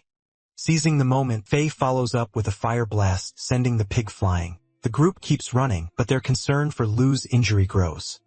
However, Lu insists that stopping to recover would only get them surrounded. With no time to waste, they press forward and manage to gain some distance. As they approach the final 20 kilometers, they reach a towering wall with a narrow, eerie crack. Understanding that this is their only escape route, the group moves toward it. However, as Lu watches the approaching horde, he notices something strange. the number of pigs seems to have decreased. Entering the crack, Luna also realizes the same thing. Lu speculates that there might be an ambush ahead and urges them to move quickly. After running for a while, they finally spot the exit. But before they can reach it, the path suddenly darkens. Looking up, they see the terrifying beast pig blocking their way. Trapped from both sides, the trio immediately prepares their spells, shielding the little girl. As the pigs charge, they unleash relentless attacks. However, the girl, refusing to cower in fear this time, stands her ground, determined that the holy light will protect them. At the Temple of the Holy Light, the knights gather before the bishop, insisting that they must quickly find the host of the holy light to subdue the darkness. One knight informs the bishop that the pigs have gathered near the eastern valley, which enrages him. Without hesitation, he orders his knights to follow him. As they step outside, the bishop notices a girl wearing a pig mask. Mistaking her for a creature of darkness, he immediately prepares an attack to eliminate the monster. However, to his shock, the girl removes her mask and pleads for help. She explains that she came from Cole Village, which was attacked by pigs that slaughtered everyone. She begs the bishop to save the 3 adventurers who risked their lives to rescue her, but are now in grave danger. The bishop's expression changes the moment he realizes that the girl is the host of the Holy Light. Overcome with excitement, he lifts her in joy, believing they have finally found the chosen one. With great enthusiasm, he asks if she is ready to become part of the Holy Light and aid them in eradicating the darkness. However, the girl is left confused by his words, unsure of what he truly means. Back in the mountain opening, the trio fights tirelessly, battling wave after wave of pigs. Exhausted but determined, they push forward until a sudden realization strikes them. The girl is missing. Calling out for her, they receive no response. Panic sets in as Luna speculates that she may have gone to the holy church on her own. Before they can react, the entire pig horde suddenly screeches in unison, shouting snacks, and begins running in the opposite direction. The unexpected shift in behavior confuses Lu. Even the massive beast pig, their relentless pursuer, turns and flees. Sensing something is terribly wrong, the trio follows the horde racing toward the Temple of the Holy Light. But just as they reach its entrance, the ground trembles beneath their feet. Their eyes widen in horror as they take in the scene before them. The church bishop stands within the temple, clutching the half-eaten body of the little girl, blood dripping from his mouth. What the hell just happened? Just moments earlier, the bishop had questioned the little girl about joining the Holy Light. Confused by his words, she hesitated, but he insisted that the Holy Light needed her. Wanting to help others, she agreed. Without hesitation, the bishop opened his mouth and bit her in half, reveling in the divine radiance that engulfed him as he did. Before the shock can settle, the beast pig arrives, swinging with immense force. The impact sends the knights flying, but the bishop, now empowered by his newfound strength, stands firm. With precise counterattacks, he unleashes a barrage of holy light beams, piercing through the creature's flesh and riddling its massive body with holes. As the beast collapses, the bishop steps onto its fallen form, declaring that it is the light that has burned away its filthy existence. Lost in his sermon, he fails to notice the surge of power closing in from behind until it is too late. He turns just in time to block the incoming strike, his eyes locking onto Lu. In a swift motion, Lu uses his momentum to slash the bishop's back. Staggering from the attack, the bishop quickly tries to reassure him, introducing himself as Hannibal, an ally to heroes like him. Hannibal wants Lu to join him in killing the pig together, as he has finally surpassed its recovery abilities. However, Lu ignores everything and demands answers. Just as Hannibal is about to respond, Lu suddenly charges at him with a burst slash, sending him flying. Lu has no interest in reasoning. His only goal is to see Hannibal dead. To Lu's shock, the system issues a warning, instructing him not to kill Bishop, as he is the only one capable of defeating the Pig King and completing the mission. Meanwhile, Bishop, now consumed by rage, retaliates by striking Lu with his holy light sword, sending him crashing into the distance. Before Bishop can press further, Faye intervenes, launching a fiery explosion that engulfs him. The attack inflicts severe damage, but Bishop, despite his injuries, refuses to falter. He charges toward them with unwavering determination. At that moment, Lu and Luna combine their power beams, striking Bishop with immense force and leaving him lifeless on the ground. As Bishop falls, Lu turns his attention to the beast pig and notices tears welling up in its eyes. The creature mumbles a single word, snack. The pig reveals a memory from its past. As a piglet, it had once been saved by that little girl who introduced herself as Snack. She had treated its wounds and expressed her hope that one day it could become like a human. Before leaving, she had bandaged it up and promised to return the next day. The pig develops a fondness for the girl, but she never returns. However, he remembers her words about becoming more like a human. Determined to fulfill her wish, he begins observing the people in the village, learning to mimic their behavior in the hopes of meeting her again. Upon hearing the story, Faye and Luna question the beast about why he attacked Snack's village. In response, the pig lets out a furious cry declaring that he did it to protect her. He reveals that he overheard a conversation between the Holy Knight and his men who spoke of consuming Snack because she was the host of light. Fearing for her safety, he took action. Lu then inquires about the zombie villagers, prompting the beast to explain that they had been making too much noise. To silence them, he locked them inside the pigsty and ordered his lesser pigs to treat them as they would normally treat pigs. Concerned, Lu asks if the pig beast can recover now, but the creature insists that his healing should begin once the bishop is dead. However, confusion sets in as the pig's body continues to burn. Suddenly, the source of the flames reveals itself. The bishop is still alive, standing behind them and channeling the domain of the holy light. A barrier begins forming around the bishop as he channels his domain. Seeing this, Lu immediately charges at him. But before his strike can land, the barrier completes itself, pulling him into the domain. The system quickly notifies that this is the domain of the Holy Light, a realm that grants immense advantages to its creator, bestowing special abilities and buffs. As Lu is drawn inside, he finds himself standing in an enormous throne room. At its center, Bishop sits upon a grand throne, welcoming him into his world. The sight infuriates Lu, and he immediately lunges forward. However, before he can get close, Bishop summons a light strike from countless floating orbs above them. Despite his agility, Lu quickly realizes that the orbs are under Bishop's control, meaning the entire domain, a galaxy, exists under his command. Bishop confirms this, and before finishing, Lu demands to know why he attacked him. Fueled by rage, Lu shouts that Snack had come to Bishop for help, yet he betrayed her trust. With that, he launches another attack, but Bishop effortlessly blocks it. However, hearing Lu's words, Bishop suddenly pauses, realizing that they have both misunderstood each other. He then claims to have discovered the limitations of their world. According to Bishop, their world operates on a system of levels. After becoming a bishop, his duty was to assign missions to heroes in exchange for protection and respect. Over time, he grows curious about the outside world, especially after seeing a hero return stronger and admired. Deciding to venture out himself, he discovers a vast, exciting world filled with dark monsters. Despite constant battles, he struggles to level up until he witnesses weak rats surviving by devouring their own.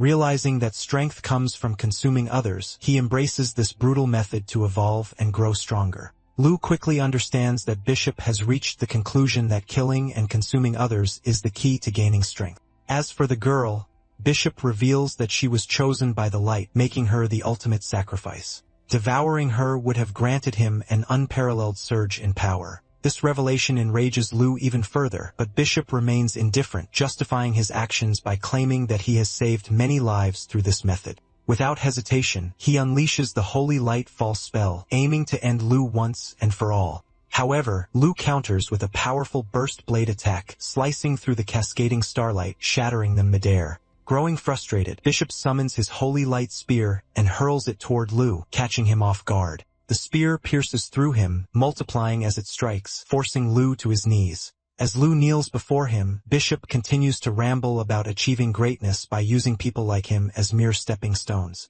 Coughing, Lu weakly calls him a mad pig, a remark that instantly enrages Bishop. In a fit of fury, Bishop opens his mouth wide and charges straight at him. However, instead of fear, a sly smile forms on Lu's face. In an instant, he transforms into his skeleton form, triggering a boss warning. Mid-charge, Lu seizes Bishop's holy light-infused hand and with a single devastating swing, rips it clean off. This action causes the random achievement manual to glitch, updating the mission objective to kill Bishop. Enraged, Bishop retaliates, but Lu swiftly dodges and rises into the air. Summoning his most powerful weapon, Lu forms the Hunting Death Blade, unleashing a relentless assault that strikes all 999 light orbs, amplifying his attack combo.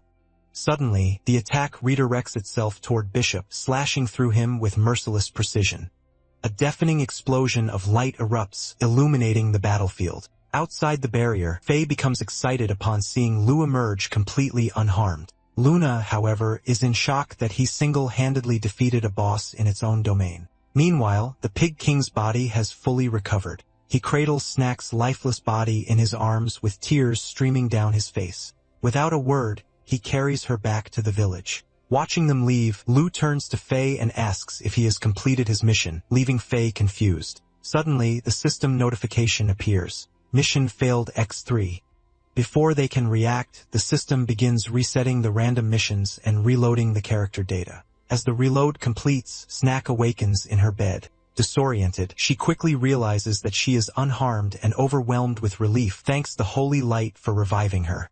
Determined, she jumps out of bed and storms out of her house as she needs to return to the piglets she left in the forest. As she walks through the town, the villagers greet her warmly, wishing her a good morning. Grandpa, however, stops her with a stern warning that there are human-eating monsters in the forest, so she needs to be careful. Hearing the warning, Snack becomes lost in thought and accidentally bumps into the village chief. Concerned, the chief asks if she is all right before introducing her to a holy knight, requesting that he take a look at her. As the holy knight extends his hand toward her, Snack's body tenses. Without hesitation, she suddenly turns and runs off, screaming that she doesn't want to be the host of the holy light. As she hurries away, she notices Lu walking past her. There's something strangely familiar about him. She swears he said something, but before she can figure it out, he disappears into the crowd. Back in the town, the village chief apologizes to the holy knight who is lost in thought, realizing that the girl is pure and will make a great host for the bishop. The knight requests the chief to bring the girl to him later. Meanwhile, Lu, hooded and masked, walks beside the knight. In a swift, sneaky motion, Lu slashes the knight's throat so quietly that even the chief doesn't realize what happened. Later in the forest, the piglet waits for Snack. This time she arrives, and just like that, they are together again. A short distance away, the trio sits on a cliff watching the heartfelt scene. As they prepare to head off for the next task, Lu bids farewell to Luna, and they both walk away while Faye tries to convince Lu to take her into their team. As she watches them walk away, Luna reflects on how the missions have become increasingly strange and inconsistent. NPCs and monsters are deviating from the plot, and she suspects that it's all connected to Genesis. If they work together, she believes they can uncover the truth. Hearing this, Lu agrees, and the three of them formally introduce themselves once more, this time as a team. A sudden update notification appears informing all players about the server maintenance. With a mix of farewells and lingering emotions, the group parts ways. As Luna logs out, the digital world fades, and she returns to reality where her cat eagerly awaits her. She pats the cat gently, reminiscing about the friends she made in the game, but soon begins coughing due to her illness. The maid arrives, informing Luna that her father has called for her. Assisting her into the wheelchair, the maid guides her to his office before waiting outside. Luna hesitates before knocking on the door. As it swings open, she pushes her wheelchair forward into the vast office, where the walls are made of glass aquariums. The room is silent until her father acknowledges her presence. He inquires about her preliminary exam and warns her not to embarrass him in the final selection. After delivering his message, he dismisses her. Meanwhile, within the aquarium, a shark preys on a smaller fish, the silent hunting unfolding in the background. Elsewhere in the city, Lu and Faye head to a hot pot restaurant. Upon arrival, they are presented with a steaming, sizzling hot pot. Faye, overcome with excitement, dives head first into the meal, while Lu carefully follows every proper dining etiquette he knows. As they eat, Lu overhears the people at the table beside him discussing Moon Fantasy. They praise the game for its excessive levels, monsters, and complex mechanics. However, their curiosity grows as they debate whether the missions are entirely randomly generated or tailored to individual players. Hearing this, Lu begins to wonder about the nature of the game's missions. Initially, his task was to kill the Orc King, but the mission unexpectedly shifted when the Orc turned out to be a noble figure, while the bishop was revealed as the true villain. Later, Lu himself was transformed into a boss. The inconsistency troubles him, especially as he notices that the cheat book he generated from a random mission has begun to deviate from its intended functions. He questions whether this anomaly is a result of his extensive rewriting of the source code or if it is somehow connected to Genesis, the mysterious entity Luna had mentioned. Maybe it is all due to purgatory, the phenomenon Wu mentioned, dragging Lu back into endless whirlpools and reefs. He feels as though he has lost all control over his own game, drifting further away from his original goal. As he remains deep in thought, the server arrives with the 5 bowls of egg fried rice that Faye ordered. When Faye offers some to him, Lu's mind drifts back to a winter from their childhood. He recalls Faye crying after someone overturned their beds and urinated on them. Their older brother had been there as well, furious, convinced that the bully from earlier was behind it. Han had intended to ask the director for more bedsheets, but Lu informed him that he had already asked and was told they could not receive more than one. That night, in temperatures dropping to 18 degrees, they all huddled together under a single bedsheet trying to stay warm. As the youngest, Faye had grown weary of their harsh life and questioned whether it would always be this difficult. In response, Lu and Han had offered quiet reassurances, trying to keep his hope alive. However, Faye simply expressed that all he wanted was to eat 3 bowls of egg fried rice. Back in the present, Faye is finally fulfilling that dream, happily munching on his meal while Lu sits across from him, happy for his little brother. A short while later, within the game, a notification emerges announcing a large-scale event, Heart of Ironwall Kingdom Warriors, about to commence in Ironwall Kingdom. The registration window is rapidly closing with only 1 minute remaining. However, a heavily armored guard stands at the entrance, blocking enraged players from entering, declaring that the registrations are full and demanding they leave. Despite the chaos, Lu discreetly slips a sack of gold into the guard's hand. Without hesitation, the guard makes an exception, allowing Lu and his group to pass, further fueling the frustration of the other players. With only 9 seconds left before registration closes, Lu and his group manage to enter the kingdom. However, they have only reached its outskirts. They must still make their way to the central castle. Just as the countdown reaches 0, an immense wall suddenly descends from the sky, encircling the castle completely. The unexpected barrier traps Lu and his team inside, leaving them unsettled and uncertain about what has just transpired. As they attempt to process the situation, a glitched digital screen flickers into existence. From it, Walter, the Minister of Foreign Affairs of Ironwall Kingdom, addresses them, introducing himself as the host of the event. According to Walter, the event was initiated to honor the birth of the Ironwall Kingdom's princess. Over time, the princess became known for a beauty so radiant that it could melt snow and ice. However, she has since been captured by a powerful dragon, and the mission is to rescue her. A total of 10,000 players are participating in the event, each receiving a single adventurer's badge. As Luna suspects, this is not just a simple quest. It is a competition. Over the course of 7 days, players must collect as many badges as possible, and only the top 100 will advance to the next stage. There are 3 ways to obtain additional badges. The first and simplest method is to search for them scattered throughout the area. The second is to defeat monsters, which may drop them upon being slain. The third and most ruthless method is to plunder badges from other players. Each player's badge count is visible above their head, making every encounter high stakes and intense.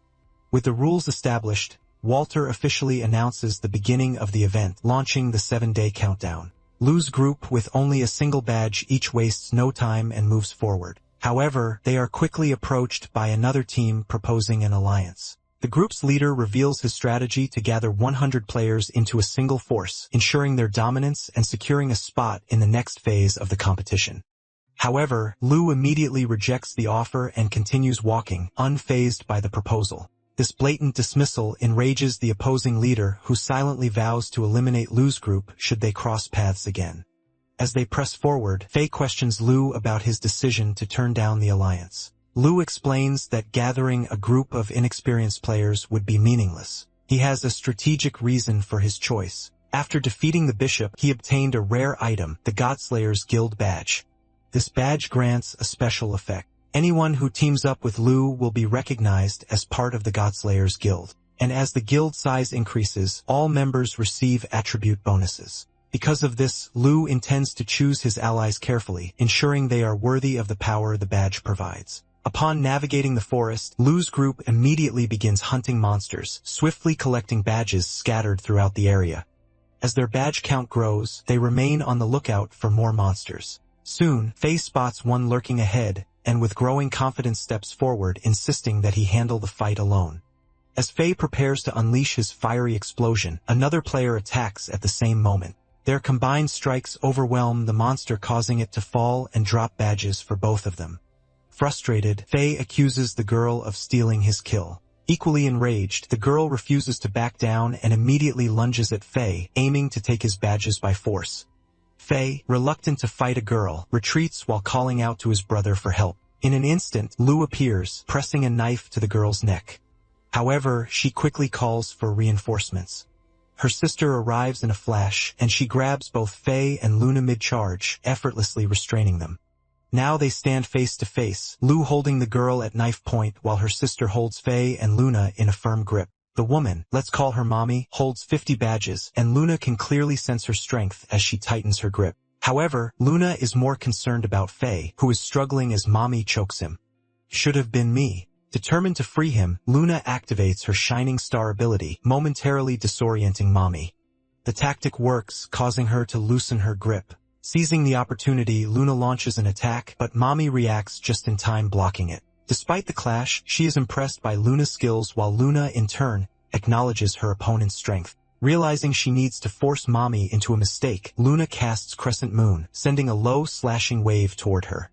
Mommy swiftly avoids it by jumping, but this creates the opening Luna was waiting for. She charges forward, aiming for a decisive strike. However, Mommy reacts just as quickly, blocking Luna's attack with ease, making it clear that a direct confrontation won't be enough to save Faye.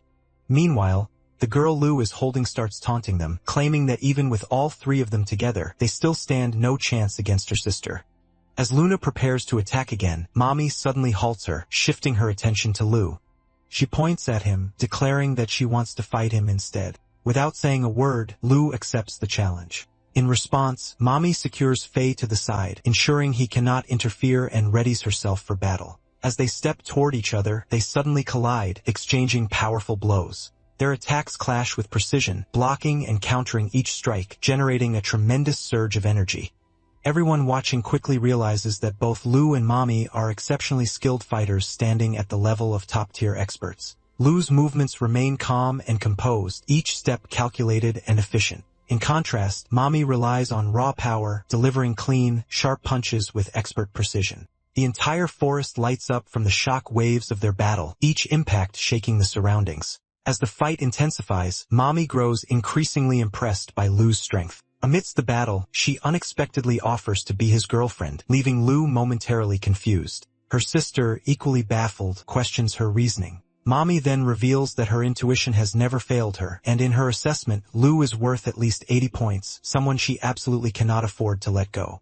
Mommy dove into esports for 10 years, and although she smoked everyone in sight, nobody dared to frag her in the backroom. And alas, her love life stayed as dry as a desert server. With her extensive experience in dating sims, Mommy is certain that Lu is the perfect match for her. Declaring this, she slams the ground, unleashing a seismic wave attack while playfully asking if Lu would prefer to start with a romance straight out of a dating sim.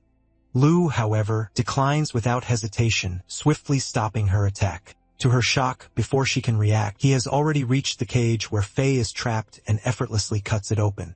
As Faye steps out, he teasingly suggests that Lu should consider Mommy's offer, pointing out that he has never had a girlfriend before.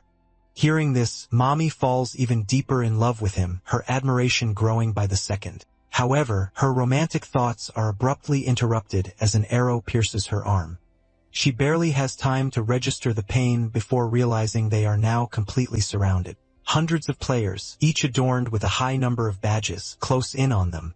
The group leader orders his members to handle the others while claiming Mommy for himself as she holds the highest number of badges. Lu's group and the Mommy duo feel a bit nervous but quickly become alert, preparing to fight. Just as the group leader commands his team to attack, an unexpected event shocks everyone.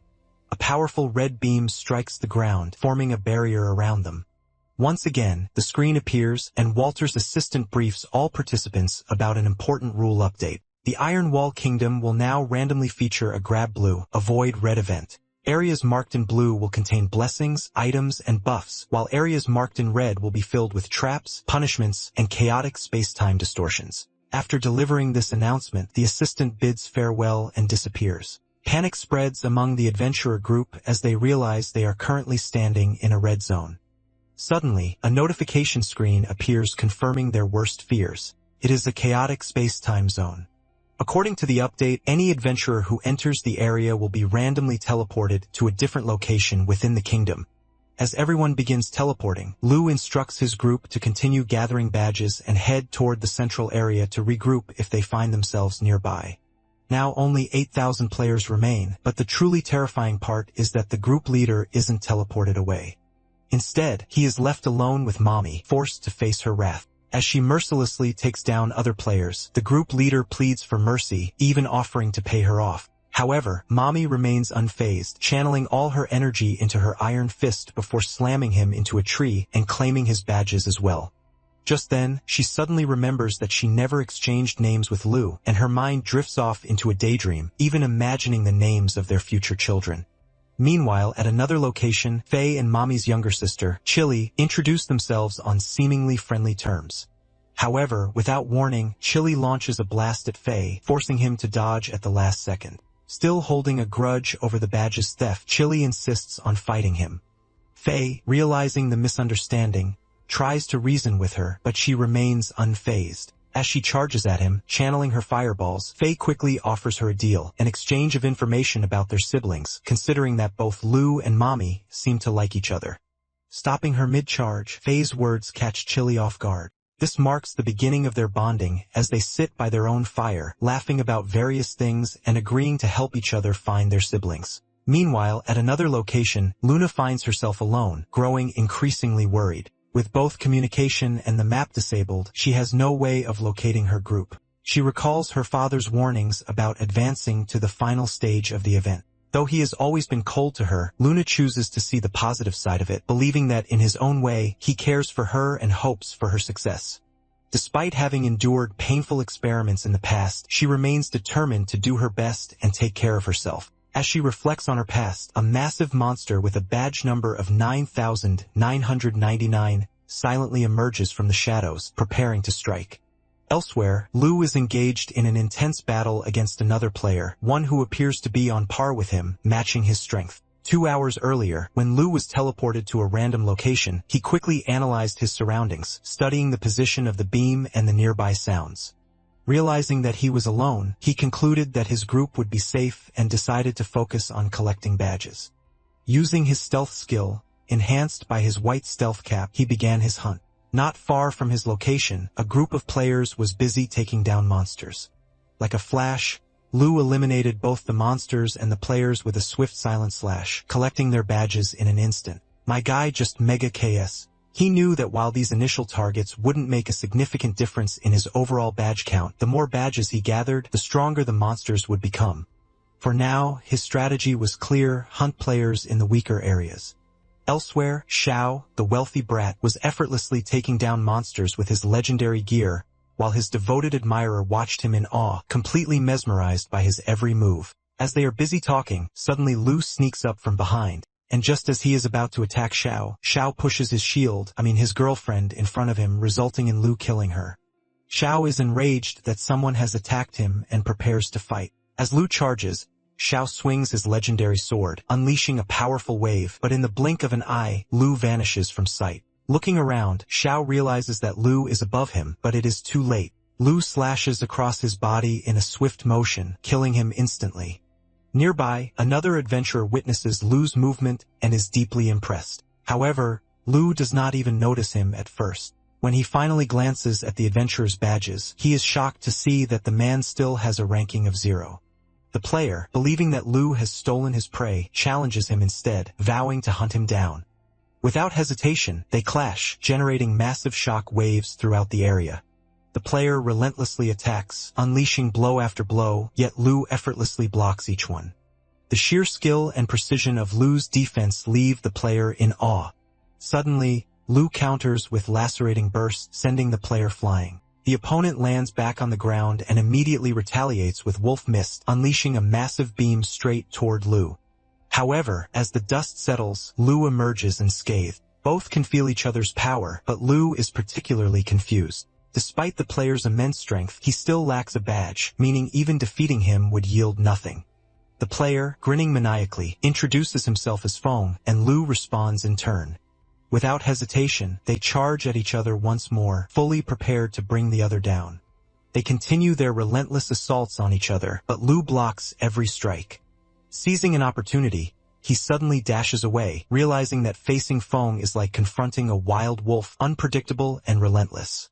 He needs a moment to catch his breath. As Lu maneuvers his snake spirit beast behind Feng, his opponent successfully positions his wolf for an ambush as well. The two summoned beasts collide, triggering a massive blast wave that ripples through the forest. In the distance, a group of players notices the explosion. Their leader immediately signals for them to halt before ordering his fourth brother to check on a missing teammate who has taken too long to return. Following the command, the fourth brother vanishes digitally. Back in the fight, Lu begins to detect weaknesses in Feng's approach, realizing that he struggles with prolonged battles. Meanwhile, Feng grows more exhilarated, thrilled to be fighting an opponent of such strength. Once again, they charge at each other and their weapons clashing with force. However, as their blades meet, Lu suddenly senses that something about Feng is not right at all. Suddenly, a surge of power erupts from within Feng as he charges forward with overwhelming force, ramming Lu through a cluster of trees and crashing him into one. What baffles Lu is that despite repeatedly striking Feng down, his opponent only grows stronger. The reason soon becomes clear. Feng's passive skill, Bloodbath Serenade, grants him a 1% increase in attack power for every 1% of health he loses. With his strength steadily rising, Feng lunges at Lu once again. This time, Lu swiftly dodges, recognizing that Feng still has openings in his attacks. He realizes that Feng is deliberately triggering his own passive ability to grow stronger. Lu continues to evade, leading toward a group of monkey monsters blocking his path. Without hesitation, he unleashes his haunting death blade, slashing through them all and rapidly building up his combo. Watching this, Feng hesitates for the first time, growing wary of the deadly power behind Lu's attack. As Lu's combo builds up, Feng abruptly interrupts it, triggering a massive explosion that engulfs the area. Shocked, Lu realizes that Feng possesses the same ability as a limited-time boss he once encountered. Feng recalls his leader's warning about haunting Deathblade and the importance of disrupting its combo.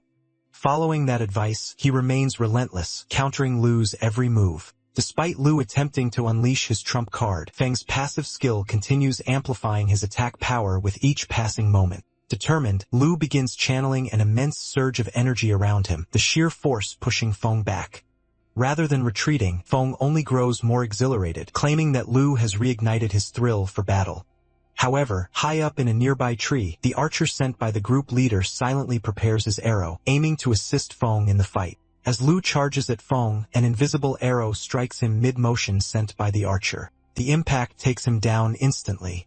Despite receiving assistance, Feng is still shocked by the outcome.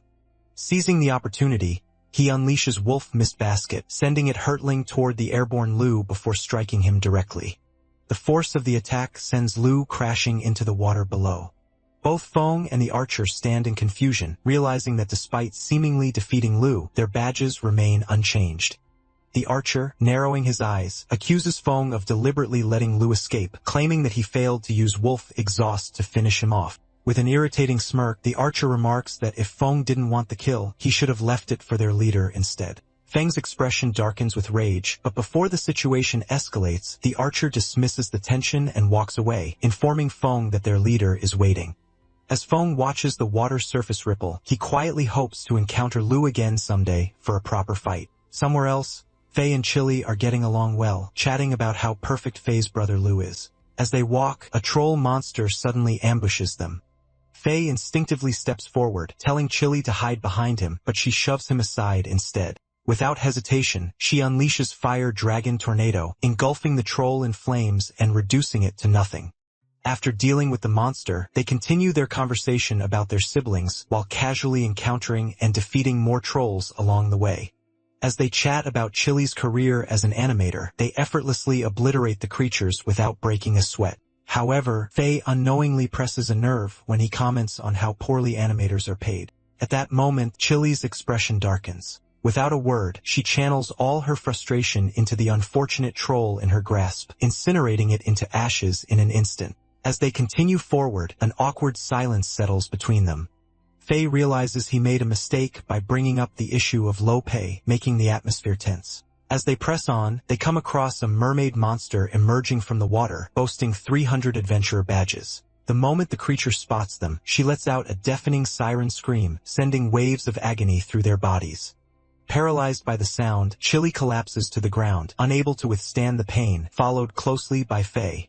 Seizing the opportunity, the mermaid monster casts Stitch, binding the two together half and half. The two, now stitched together in a grotesque abomination of one body, regain consciousness, utterly confused by what just happened. The mermaid watches in amusement, mocking them by claiming she has given them beautiful new clothes. However, their horror escalates when they notice her channeling something behind her. As the water settles, a monstrous tentacle creature emerges, ready to devour them. They attempt to keep their distance, but the moment they try to move, they stumble and fall. It's then that the terrifying realization hits them. They are sharing a single body. Instead of focusing on survival, the two immediately begin arguing over where to move and, more awkwardly, where not to touch. Even the mermaid rolls her eyes at their bickering before using her magic to pull them closer.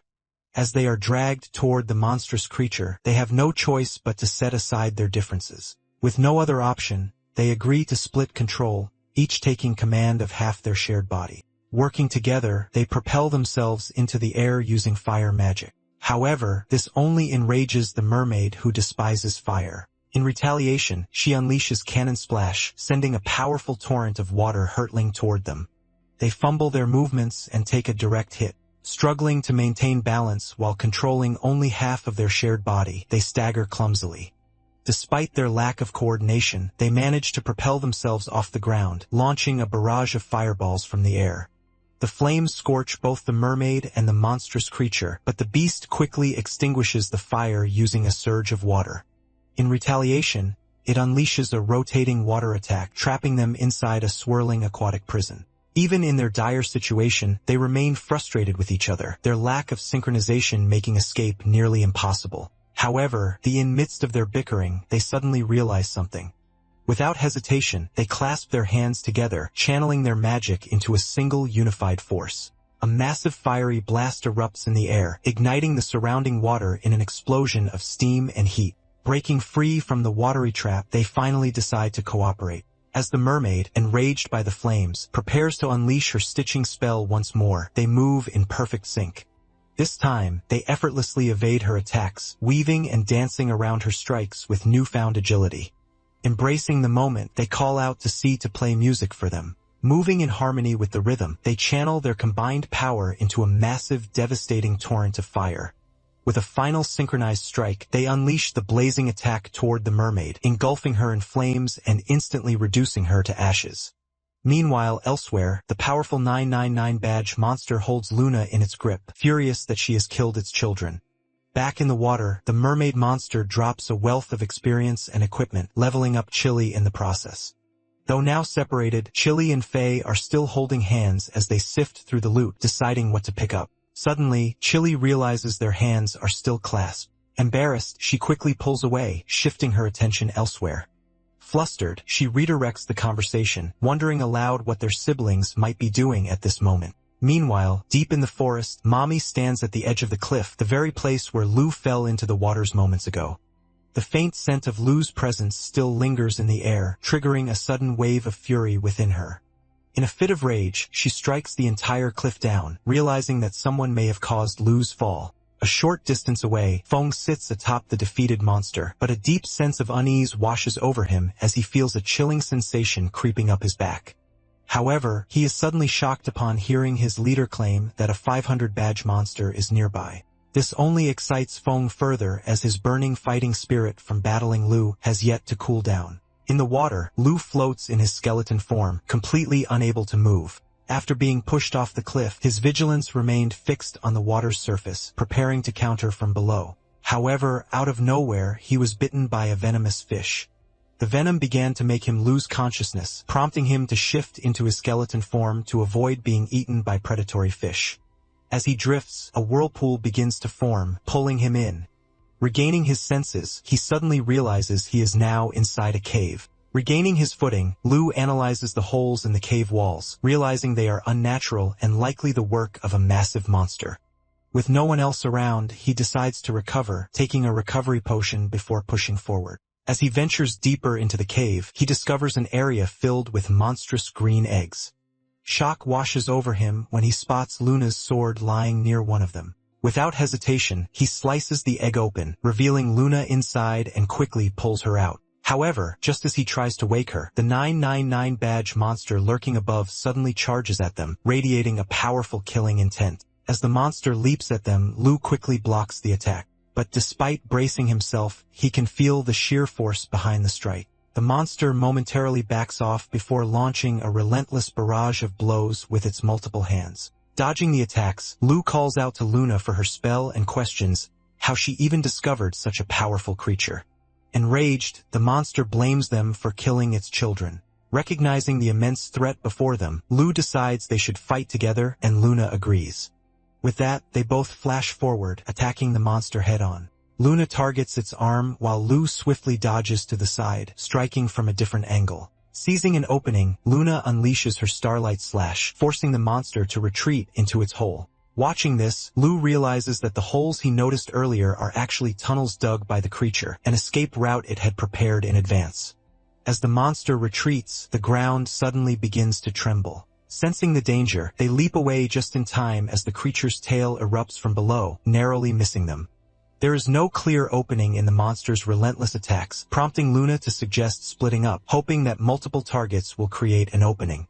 As they separate, the monster focuses on Luna, giving Lu a chance to counter. Analyzing the speed and timing of its strikes, he swiftly slashes off its tail, causing the creature to stagger in agony and let out a piercing scream.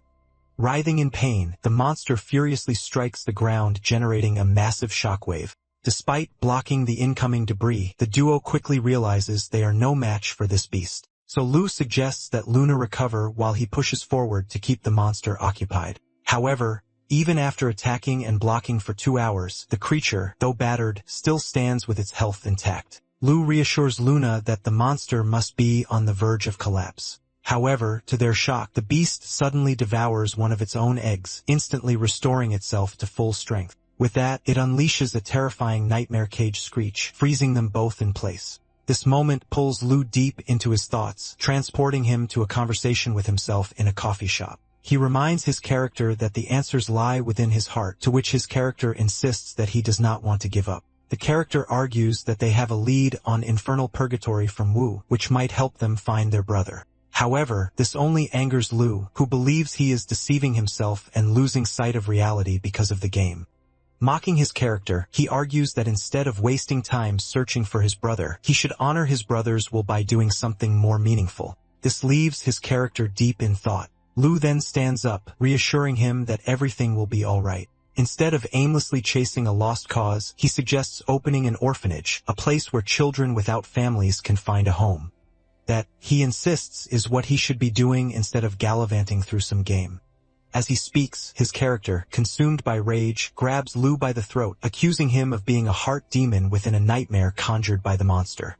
Realizing the illusion, Lu shatters it and returns to the present, where the monster is holding both him and Luna, preparing to crush them with its massive fist. In a blink, Lu regains consciousness and swiftly slashes through both of the monster's hands, breaking free. Without hesitation, he gives Luna an illusion-breaking potion, instantly waking her up as well. The monster, unfazed, questions whether it would have been better for them to perish within its illusion. However, instead of fear, this only fuels their rage. Both Lu and Luna charge at the creature, attacking from opposite sides. Despite its attempts to block, the monster is confused. Its nightmare screech should have weakened them, yet they are fighting even more fiercely than before. Sensing danger, the monster attempts to consume another egg to recover, but Luna intercepts it in an instant, severing its hand with her moon slashes. The monster panics and attempts to retreat into its tunnels, but Lu is already behind it, delivering a decisive strike that completely severs its head. The massive creature collapses, and Lu's badge count increases by 999. High-fiving Luna, he apologizes for stealing the points, but she doesn't mind. There are still 2 days left, giving them plenty of time to accumulate more points for her. As they prepare to leave, a monstrous voice suddenly echoes through the cavern, stopping them in their tracks. Both of them freeze in shock, realizing that the voice is coming from inside the monster's stomach. Suddenly, a smaller but similar-looking monster bursts out of the dead creature's stomach, demanding to know who killed it.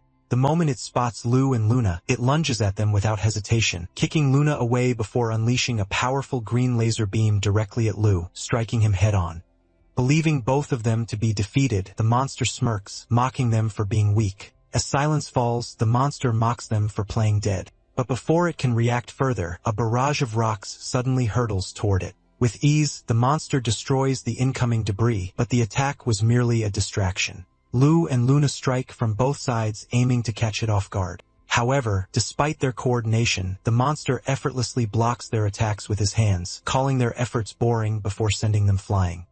Growing overconfident, the monster gives them one last chance, claiming their attacks are hardly entertaining. Seizing the opportunity, Luna gathers all of her remaining strength and charges forward with Lu flanking from the opposite side. As she swings at the monster, it easily bends away from her attacks, ridiculing their weak efforts. However, just as it smirks in amusement, it catches sight of Lu from the other side, realizing too late that Luna's attack was just a distraction. The moment the monster tries to counter with its beam, Lu is already prepared, activating his backstab skill and slashing the monster from behind. Wounded, the monster snaps in rage and absorbs the life force of a nearby egg, fully recovering in an instant, shocking the duo. They quickly realize that as long as those eggs remain, killing the monster is impossible. Pointing at them, the monster acknowledges their teamwork but sneers that, individually, they are too weak. To prove his point, he casts a duplication spell, creating two identical copies of himself before relentlessly attacking both Lu and Luna at the same time. Despite now being split into two, the monster's overall strength has diminished, but its resistance remains overwhelming. As the battle intensifies, the duplicate fighting Luna suddenly drags her into a hole, while the other continues unleashing a relentless flurry of slashes toward Lu. However, the monster pauses for a brief moment, confused as despite being struck repeatedly, Lu is still laughing. Suddenly, Lu unleashes his burst sword, and the slash begins chaining into a relentless combo, cutting down all the eggs one by one. At first, the monster scoffs, mocking Lu for using such a spell. But as the power of the slash intensifies with every destroyed egg, a wave of terror washes over him. Realizing too late that something is terribly wrong, he desperately attempts to intercept, triggering a massive explosion between them. As the dust settles, the monster is taken aback. Lu actually had such a powerful technique hidden up his sleeve, but at the same time, our boy is just as shocked. The monster is still alive. Without hesitation, Lu charges forward, drinking a recovery potion mid-motion, while the monster begins channeling his green orbs preparing to counter. However, to Lu's horror, a hand suddenly emerges from a slashed egg gripping his sword. Before he can react, more creatures burst forth from the destroyed eggs surrounding him. Watching the reinforcements arrive, the monster yaps in amusement. Lu quickly engages the emerging minions, cutting them down one after another, but their overwhelming numbers make it nearly impossible to keep up. The monster, fully aware of the weakness in Lu's skill, merely observes from a distance, seated atop his minions as they swarm the battlefield. Meanwhile, Luna remains locked in combat with one of the duplicates. The clone lands a devastating punch to her gut, sending her crashing into a nearby wall. Struggling to regain her footing, she weakly apologizes for having killed the monster before it had even been born. The duplicate, momentarily stunned by her words, bursts into laughter, interpreting it as a desperate attempt at humor. However, after composing himself, he reveals a fundamental law of survival within their species. According to him, from the moment they are born, they instinctively turn against their maternal being, a process that strengthens them. Without hesitation, the duplicate lunges at Luna while simultaneously unleashing his nightmare cage spell. A paralyzing fear takes hold of her, forcing a blood-curdling scream. Lu continues fighting the minions, unable to help as he hears Luna scream. The relentless swarm keeps coming at him, forcing him to cut them down in overwhelming numbers. The sheer volume of defeated minions forms a massive pile of bodies, and amid the chaos, Lu suddenly vanishes. The system announces that he has reached level 30 and has obtained the random ability Shadow Clone, allowing him to create a duplicate that will assist him in battle. As the monster, growing impatient, climbs atop the mound of corpses, it is shocked to find Lu gone. Frustration turns to unease as it notices one of its own minions behaving strangely, slashing wildly at its allies. A creeping sense of dread sets in as the monster realizes Lu might still be alive. Before it can react, Lu strikes with the combined power of Shadow Clone, unleashing his haunting blade. The deadly technique tears through the remaining minions in a relentless assault. Its force so immense that it pierces the ground and emerges from below. Channeling the attack further, Lu directs it toward the monster, shattering its form with thousands of devastating slashes. Meanwhile, in front of Luna, the duplicate enemy, now significantly weakened, begins pleading for mercy, promising to follow her commands. However, without hesitation, she casts Crescent Spell, unleashing a powerful blast that annihilates him instantly. With that, the event comes to an end, and all players are summoned to the central gate. As they gather, uncertainty fills the air with many wondering whether they will be advancing to the next stage. Mommy, along with Chili and Faye, sits in silence, their concern growing as Lu has yet to arrive. Growing impatient, Mommy orders both of them to gather information about Lu's attacker. Faye, upon hearing of the attack, becomes visibly anxious, prompting Mommy to reveal her suspicion that Lu may have been ambushed and killed while searching for her. However, Faye refuses to believe it, confident in his brother's strength. His certainty brings some relief to Mommy. But before they can continue their discussion, Lu's voice suddenly calls out from behind them. He appears carrying Luna on his back, and upon seeing him, the group finally relaxes. While most feel relieved, Mommy is visibly irritated. Stepping forward, she confronts Lu and introduces herself as Hua Jiao. Without hesitation, she boldly declares herself as Lu's future wife, shocking everyone around her. As the crowd buzzes with speculation over badge numbers, the screen above them lights up once more, displaying Walter's announcement of the top 100 players. Lu is in third place with 2 players above him and 3 below him from the Daybreak clan, while Hua, Luna, and the rest follow behind. Players are shocked to see the first place holder earning 5,000 points, wondering who it could be. Their attention soon shifts to the Daybreak Guild leader, realizing he is the one. The Daybreak Guild is currently the third-ranked union guild in the entire server, known for securing multiple victories in other games before this one. However, their focus quickly turns to Lu's name, questioning how he managed to rank above the Daybreak clan members. Meanwhile, Hua remains preoccupied with trying to make Lu marry her, but he, uninterested, brushes her off while noticing Feng sitting among the Daybreak clan members. Walter then showers the top 100 players with experience points, causing most of them to level up. Lu and his group also rise above level 30. After that, Walter announces for everyone to proceed through the portal to the second selection location. The players begin moving toward the portal, speculating about what the second stage will entail. Is that Goku and Toriyama in front? What the hell? As everyone steps in, they are teleported onto pillars, each grouped with 4 other random players. As they process the situation, the host for the stage appears, revealing the details of the challenge. In this stage, players must participate in a crime-solving deduction game where a hidden murderer is among the 5 players, and they must work together to identify them, literally Among Us. After each round, players will discuss the clues and their suspicions. Successfully voting out the murderer will allow the remaining players to advance to the next stage. The host distributes story cards to each player detailing their assigned roles. Lu quickly realizes that the game revolves around conversation and reasoning. The host then reveals the background story for Lu and the other 4 players. According to the scenario, a warrior X chosen to rescue the king's daughter has been murdered, and everyone is a suspect. Lu is assigned the role of the guard captain, while the others receive different identities. With that, the game begins. The game begins with suspect a proceeding in a clockwise direction, while the host remains present to guide them through the process.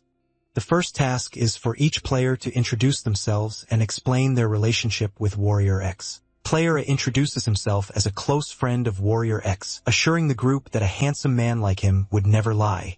When the host asks for his suspicions, he states that for now, he does not suspect anyone, but based on appearances, he is wary of the mage, Player E. It is now Player B's turn, the daughter of a minister. She claims that Warrior X once saved her life and, as proof, explains that she was bedridden for years, making her too powerless to kill anyone.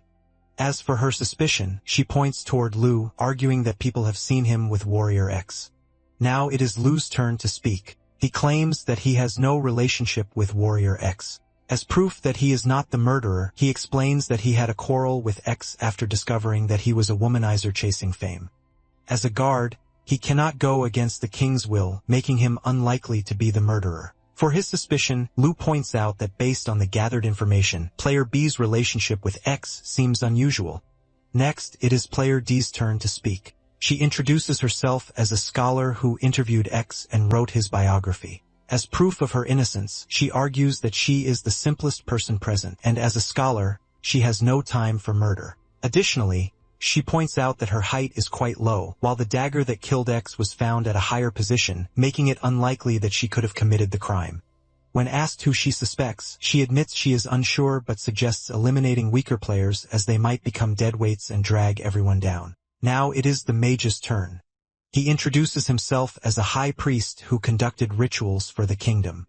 As proof of his innocence, he claims that he was the one who discovered Warrior X's body while attempting to call him back from a deviation spell. He adds that he also performed a prayer for Warrior X. Regarding his suspicions, he states that the least suspicious person might actually be the one behind it all. With that, the first round of speeches comes to an end. 3 players vote to eliminate player A.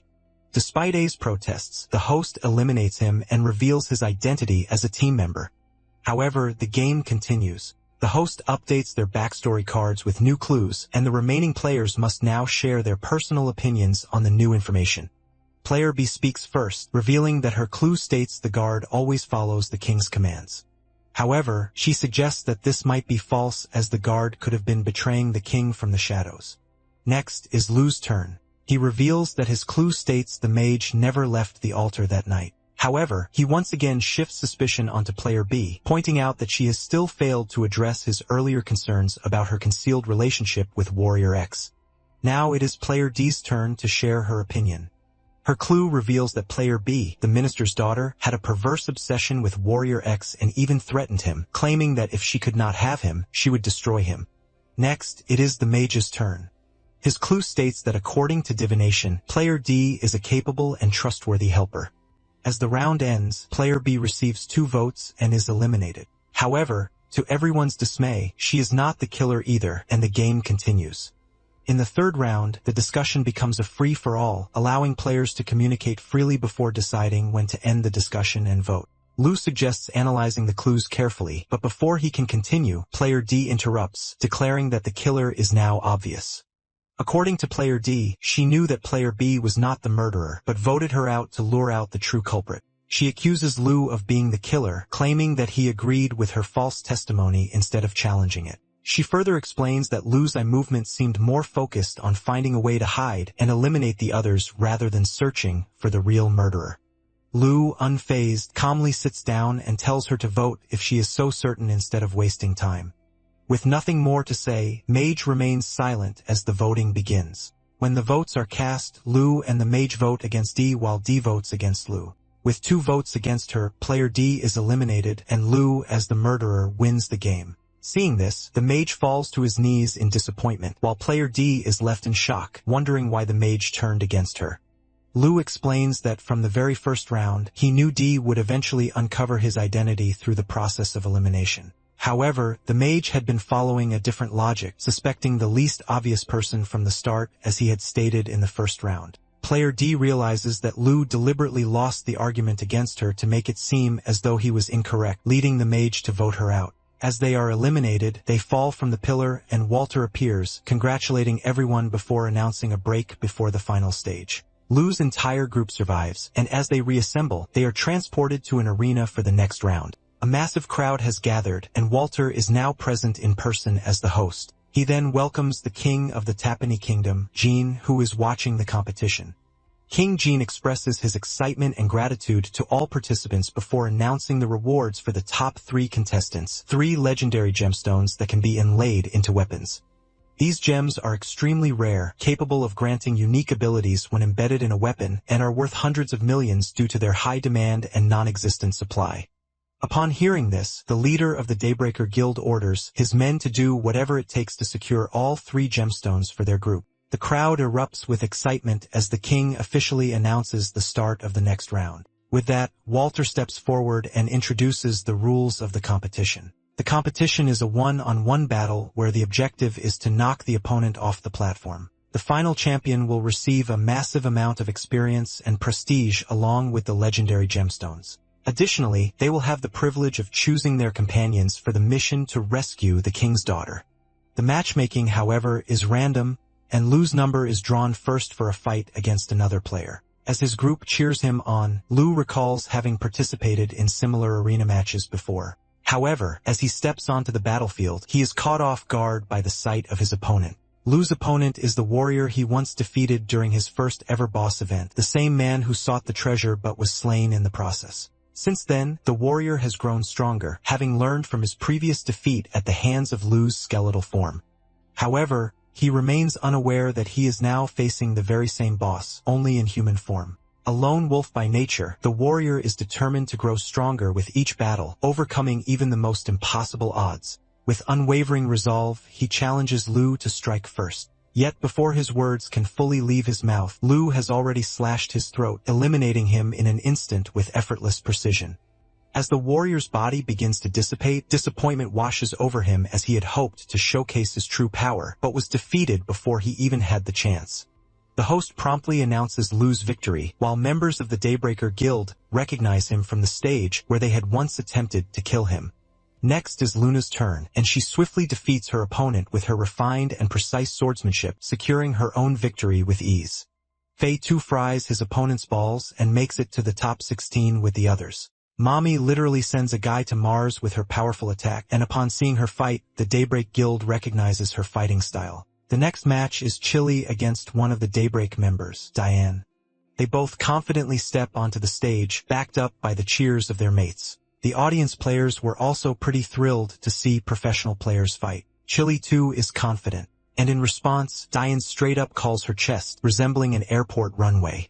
This enrages Chili, and with that, she charges at Diane. But Diane easily dodges the attack by swiftly moving to the side. The match grows more intense as both fighters exchange attacks, but despite avoiding most of them, Diane starts taking damage. Realizing she needs to get serious, Diane uses her death summoning technique, Flame Spirit, to summon a fiery hound and sends it toward Chili. Caught off guard, Chili tries to evade the beast by leaping into the air. But to her shock, the creature teleports in front of her and strikes. Faye grows worried for her, while Mami remains unfazed, knowing that the summoned beast possesses a higher attack power than Chili. Seeing Chili injured, Diane suggests that she surrender, but Chili brushes it off and charges toward her. As she nears, Chili unleashes a fiery tornado. Diane attempts to dodge, but Chili suddenly teleports behind her and strikes with the tornado, defeating her instantly. Believing she has won, Chili fails to realize that Diane is still alive. In a swift counterattack, Diane uses her death summoning technique, summoning 5 of her beasts and launching them at Chili, sending her flying. The host, stunned by the turn of events, announces Diane's victory as Chili is unable to stand. He then praises the resilience of the Daybreak Guild and declares the start of the next round of the competition. As the dust settles, Chili's teammates pick her up, reassuring her that she fought well despite losing. However, Chili remains deeply disappointed in herself and starts crying. Wiping away her tears, she seethes with determination, vowing to return stronger and take revenge on those who mocked her for having a flat chest. This fight also makes Lu's group realize that the Daybreak Guild is far more powerful than they had anticipated and will be a formidable challenge in future battles. The host announces the next fight, featuring Daybreak Guild's Fong, who quickly lives up to his reputation by effortlessly eliminating his opponent. The guild's archer follows suit, using his splitting arrow technique to pierce his opponent from all sides, rendering any attempts to block the attack useless. The next match features Lei, who overwhelms his enemy with lightning-fast attacks, eliminating him without even needing to unsheath his sword. Finally, the leader of the Daybreak Guild steps into the arena. Instead of launching an assault, he calmly points out his opponent's weaknesses, criticizing his improper grip and lack of control over his weapon. The audience grows confused, expecting a fight, but the opponent, visibly nervous, hesitates. As the Daybreak leader critiques and improves his technique, the opponent ultimately surrenders the match on his own. Witnessing this, other contestants lose their will to fight and begin surrendering without even attempting to battle. With the top 8 nearing completion, Luna faces off against Daybreak's Diane for the final spot. Encouraged by her team's cheers, she steps into the arena while the crowd erupts into chants for Daybreak. Right away, Diane makes a remark about Luna's chest, claiming it is bigger than Chili's. As Luna retorts, Diane swiftly summons her beasts and sends them charging at her. In response, Luna uses Starlight Slash to blind Diane before maneuvering to attack from the side. Diane, despite dodging the attack by mere inches, has her blindfold cut in the process. Luna does this intentionally, wanting to face her opponent directly and see her eyes as they fight. Seeing this, Chili and her group cheer excitedly while the members of Daybreak watch with newfound respect for Luna. Diane's face lights up with a manic grin as she begins summoning her beasts, declaring that the gap in their skill levels is enormous.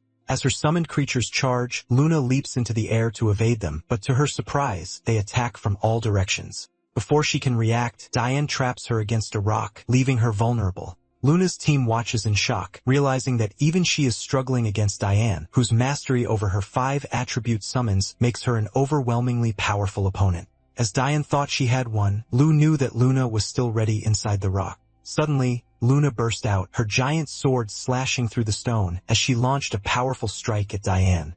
Despite the explosive force of the attack, Diane managed to block it with her shield. Fueled by rage and hatred, she immediately counterattacked. Diane's deep resentment stemmed from her childhood, where she constantly witnessed her parents fighting at home, blaming her for their disputes. She was also relentlessly bullied by other girls who mocked and humiliated her over her parents' divorce. The years of torment built an overwhelming hatred within her, leading her to take brutal revenge on her bullies. Seeking an escape from her hardships, she joined the game where her fellow gamer, who praised her for her skillful plays. However, who also had a perverted interest in her, and attempted to force her into being his girlfriend, a situation that made Diane feel sick.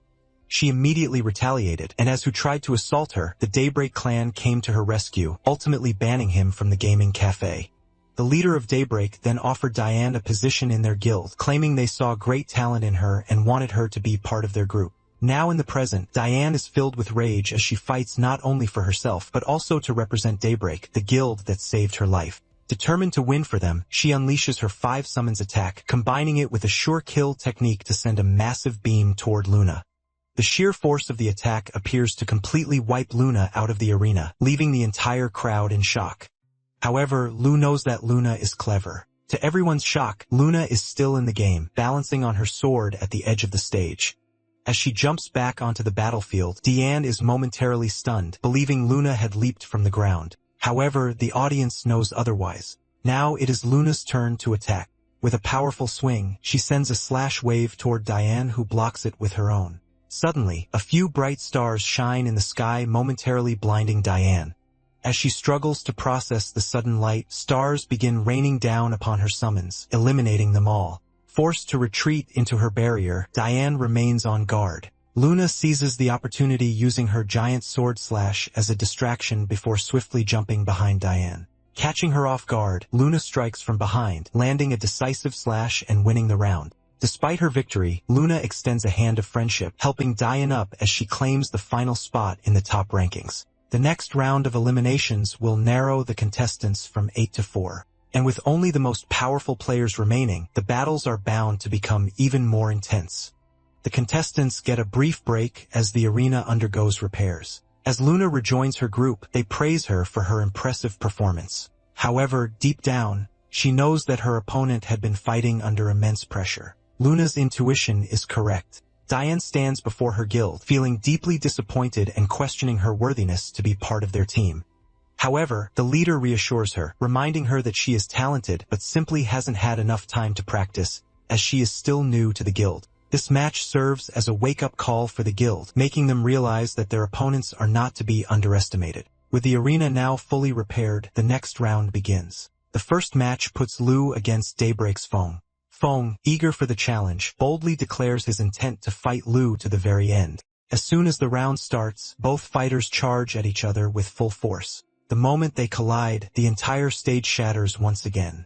Both fighters unleash relentless attacks, blocking and dodging each other's blows without either backing down.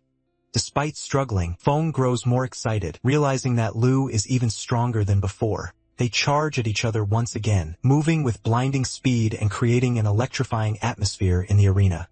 The Daybreak Guild watches in awe, impressed by Lu's performance, while Lu's team grows increasingly concerned about Feng's speed and strength. As the battle intensifies, Feng rips off his shoulder plate, claiming it was just a warm-up. In response, Lu removes his cape, and with that they resume their assault. As Lu swings his sword, Feng catches it with his bare hands, spins around, and hurls it away. Now forced into hand-to-hand combat, they exchange a flurry of punches. Feng relentlessly throws strike after strike, but Lu manages to block each one. However, Feng soon finds an opening, knocking Lu to the ground. As Lu gets back up, he quickly counters with a powerful knee to Feng's face. Both fighters land brutal blows, turning the match into a bloody spectacle. With each passing moment, the fight grows more vicious. Lu begins to show signs of exhaustion, and Feng seizes another opportunity, landing a devastating punch that sends Lu crashing into the ground. However, instead of celebrating, Feng freezes in terror, realizing something is wrong. Without hesitation, he turns and starts running. Lu deceives Feng using the impact of his opponent's attack to propel himself toward his weapon. Successfully retrieving it, he immediately slashes Feng down. His entire group erupts in cheers, but the Daybreak clan leader remains unfazed. He knows that Feng is like a wild wolf, clever and relentless, and his instincts prove correct. Despite being slashed, Feng rises with an even more powerful aura, his energy surging due to his passive skill, which increases his strength as his health decreases. Empowered by this ability, Feng summons his sword and without hesitation charges at Lu. With a devastating strike, he sends Lu flying despite his attempt to block. Feng then follows up with an aerial attack, landing a heavy blow on Lu's shoulder. Relentless, Feng unleashes a flurry of attacks, hammering Lu's sword and sending shock waves through the arena. As the dust settles, Feng expects victory, but to his shock, Lu rises once again and resumes the fight. Seizing an opportunity, Lu suddenly leaps behind Feng, attempting a backstab. However, this time, Feng reacts quickly, countering the attack and sending Lu flying once more. Both fighters remain airborne, their respective groups watching intense anticipation. Moments later, they crash back onto the ground. Now Feng stands fully engulfed in power and aura, determined to bring this battle to an end. With his blade raised, Feng activates his forced battle intent, targeting Lu. This ability makes Lu unable to dodge Feng's attacks and leaves him vulnerable for 10 seconds. Seizing the moment, Feng unleashes his wolf strike, preparing to strike Lu with full force. However, our boy, having fought so fiercely for so long, summons another weapon to fight with both hands. This new weapon, Hidden Dragon in the Abyss, was earned by Lu after killing the bishop and is incredibly powerful. The two clash with a burst of energy, Lu's dragon attack countering Feng's. Both fighters become fueled by the thrill of the battle, excitement driving them to push their limits. As they collide, a powerful beam of energy extends into the air, creating a thick cloud of smoke around them. The arena is engulfed in dust, and for a moment, neither can see the outcome of the battle. As the dust settles, two cliffs remain. Feng lies on one, and Lu stands victorious on the other. The host announces Lu's victory, advancing him to the next stage. The Daybreak Guild is surprised to see their talented Feng lose in a straight-up brawl despite dealing more damage during the final exchange of moves.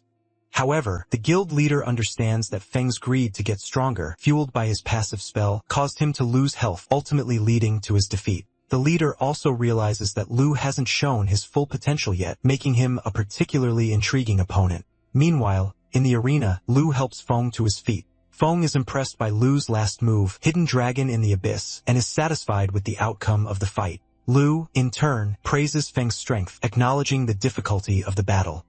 Feng offers Lu a position in the Daybreak Guild, but Lu declines, revealing that he has more important matters to attend to. So Feng invites Lu to a real-life barbecue party sometime, and Lu agrees. With that, the host announces a break as the arena needs repairs once again.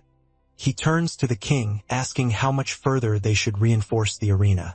The king orders the highest level of reinforcement and urges them to hurry. While the king appears healthy from the front, he is actually gravely ill with cords attached to his body, and he has little time left. After a while, the arena is repaired and the matches start again. Next up is Fei against the Daybreak leader, Shu. Seeing Shu, Fei's jaw drops as he realizes he's up against the final boss. However, he quickly thinks over the situation and decides that if he manages to win against Shu, it will be a huge setback for his opponent and he will gain fame. Instead of trash-talking or challenging Fei, Shu asks if Fei knows what a magician should do against a warrior. According to Shu, a magician should create distance. But as he says this, he charges at Fei with full force. Caught off guard, Fei manages to block the attack. However, Shu takes the opportunity to school him, suggesting Fei should use his left hand as it is closer. As Fei tries to cast his blasts, Shu interrupts his casting. Enraged, Fei steps back and channels his fireballs. But as he does, Shu claims that this time his strategy is correct. Just as Fei is about to release the fireballs, Shu interrupts again using his beams to disrupt the attack. Seeing Faye drop to the ground in sheer disbelief, Shu stands over him and asks him to surrender, noticing that Faye's fighting spirit seems to have vanished. The host and even Mommy recognize the immense gap between their skills. Mommy knows Shu's real name, Yang Guang, a professional gamer who has been playing for 15 years and has won 30 championship trophies. He retired and became a coach, but for this event he returned to compete as a player. Faye, looking at Chili cheering for him, feels embarrassed. However, when he notices Lu pointing towards his ear, Faye suddenly remembers something. He recalls the time when they faced the final world boss of the game in the cafe, and his older brother, Han, told him to play by ear as a strategy. Faye, hearing this, thinks he might be a liability, which is why his brother advised him to play by ear. But Han reassures him that he is the most adaptable and can come up with ideas according to the situation, which is why he needs to trust his instincts and adapt as needed. Back in the present with that memory in mind, Faye rises to his feet, regaining his fighting spirit. Annoyed by Shu's constant taunts, Faye requests C to play him some music. With a crackle of his fire magic, Faye charges towards Shu. Dancing to the music while charging towards Shu, Faye confuses him. As Faye nears, Shu swings his sword, but Faye slides between Shu's legs, aiming a cheeky attack at his balls. However, Shu flips, dodging the strike with ease. Deciding to fight head-on, Faye unleashes a barrage of fireballs toward the charging Shu, who while rushing forward still yaps about the mistakes Faye is making. As Shu closes in, Faye summons a blazing tornado, and they both start launching punches at each other within the fiery vortex. Shu realizes, despite being a mage, Faye possesses impressively polished close combat skills. However, as Faye is still a mage at heart, Shu swings his massive blade, sending Faye flying. Still airborne, Faye counterattacks, summoning thousands of fireballs in the sky and slamming them all onto Shu at once. This explosive attack generates so much heat and blinding light that it leaves most spectators temporarily dazzled. As the smoke settles, Shu emerges unscathed, gripping his massive shield with a smug grin. This confuses Chili, who marvels that even though Shu absorbs such a massive blast, he remains unharmed. Lu reveals that Shu expertly evades and mitigates the damage, shrugging off the onslaught. Returning to the fight, Faye grows exhausted, expending his energy to hold Shu at bay. Shu, spotting Faye's labored breathing, presses forward, seizing the advantage. As Shu swings his massive sword, Faye, in a stunning display, halts the blade with his bare hand. This feat signals Faye's activation of his ultimate firepower move, a legendary skill that consumes all his mana points to grant him immense power. Shu, taken aback by the sight of such a strong technique, falters, but Faye wastes no time. He delivers a brutal kick, sending Shu soaring through the air. As Shu struggles to process, Faye flashes behind him in a blur of motion and, with another powerful strike, sends him crashing into the ground. Faye follows up relentlessly, conjuring his signature flaming tornadoes, which swirl with ferocious intensity, impressing both groups of onlookers. Channeling every ounce of his remaining spells and energy, Faye summons a colossal Goku-like fireball and hurls it towards Shu with unyielding ferocity. Seeing the attack coming, Shu knows that tanking it would be fatal, so he swiftly uses his shield parry skill, which can reflect a single enemy attack. As Shu sends the massive fireball back, Faye finds himself completely out of mana, leaving him unable to dodge. The attack hits him directly, sending him crashing to the ground. Shu, standing victorious, praises Faye's spell usage, calling him talented. Suddenly, a gust of wind blows past him, drawing everyone's attention to his impressively sculpted cheeks. The entire crowd finds itself momentarily distracted, marveling at the sheer definition of his rock-hard butt. Meanwhile, as Faye lies defeated on the ground, he feels no disappointment in himself. Instead, he remains focused, knowing that he has gathered valuable information about Shu, information that will be crucial for his brother in the battle to come. Shu, still standing with his pants down, praises Faye for putting up a good fight, making his entire crew and even the hosts cringe in embarrassment. For the next round, Mommy steps onto the stage with confidence. However, to her surprise, her opponent, the archer from the Daybreak group, already knows who she is. He claims to be her longtime fan, having followed her career closely. He knows her story, the competition she participated in and won, and even the guild she once belonged to. Despite her impressive legacy, the archer expresses disappointment that she retired so quickly. Hearing all this, Mommy briefly wonders if the guy has a crush on her. However, with Lu watching her closely, she knows there's no time for hesitation. Just as she processes everything, Chili urgently warns her that the archer is channeling something behind his back while keeping her distracted with his chatter. Suddenly, a massive tree erupts from behind the archer, its thick branches shooting skyward, shaking the ground with its sheer force. The spell, Descent of the Demonic Tree, summons a massive sinister tree whose demonic vines lash out at opponents. As the towering tree takes form, the archer swiftly leaps to the top, preparing to strike from above. However, Mami is not one to back down. She charges at the tree, slashing through its thick roots, while the archer retaliates with his rain of arrows spell. As countless arrows descend from the sky, she conjures a barrier around herself, deflecting them. But before she can catch her breath, the archer follows up with an invisible arrow, a precise shot that barely grazes her hair. Undeterred, Mami pushes forward, blocking the relentless barrage of arrows as she closes the distance. She quickly realizes that the archer is using the tree as a vantage point, combining it with his kiting technique to wear her down. If she doesn't disrupt his strategy soon, she'll be at a serious disadvantage. With a swift decision, she hacks off a massive log from the demonic tree and hurls it straight at the archer, forcing him to react. Using the log as a stepping platform, Mami propels herself upward, closing in on the archer. In response, he fires his mandala arrow to stop her midair. She blocks the attack, but just as she prepares to strike, he counters with a blank arrow, sending her crashing back to the ground. The archer smirks, confident in his advantage. He reminds her that an archer holding a strong position always has trump cards. As Mami attempts to fire back with a retort, a sudden weakness overtakes her. Her body feels heavy, her movements sluggish. A chilling realization sets in. She's been poisoned. Seeing her falter, the archer casually explains that the poison comes from his mandala arrow, a deadly technique designed to drain her until there's nothing left. With a mocking grin, he taunts her, questioning how long she can keep fighting under the poison's effects while he continuously regenerates mana. Mami clutches her wound, fully aware that she has only 30 seconds before the poison takes her down. In this short window, she must close the distance to the archer while avoiding his relentless attacks, including his devastating knockback skill. As she formulates a strategy, the archer unleashes another volley of arrows. She swiftly dodges and charges forward, closing in. To gain momentum, she activates Mountain Shaking Stomp, propelling herself high into the air. With her leg loaded for a powerful kick, she aims directly at the archer. However, he counters with a knockback arrow, sending her hurtling backward. But midair, Mami refuses to lose control. She fires her clap attack, striking the archer and throwing him off balance. As he stumbles on the tree branch, she sees her opening and launches herself at him with full force. Desperate, the archer retaliates with a barrage of arrows, but Mami, unfazed, rips a piece of tree bark and uses it as a shield against the incoming projectiles. Just as victory seems within reach, another mandala arrow strikes her. Her body goes numb as she begins plummeting toward the ground, free falling with no way to stop her descent. The Daybreak Guild members watch in admiration, praising the archer's tactical underhanded style, a strategy built on analyzing his opponents and formulating the perfect counterattack. Despite Mami's fall from the tree, the competition continues, heightening Archer's paranoia.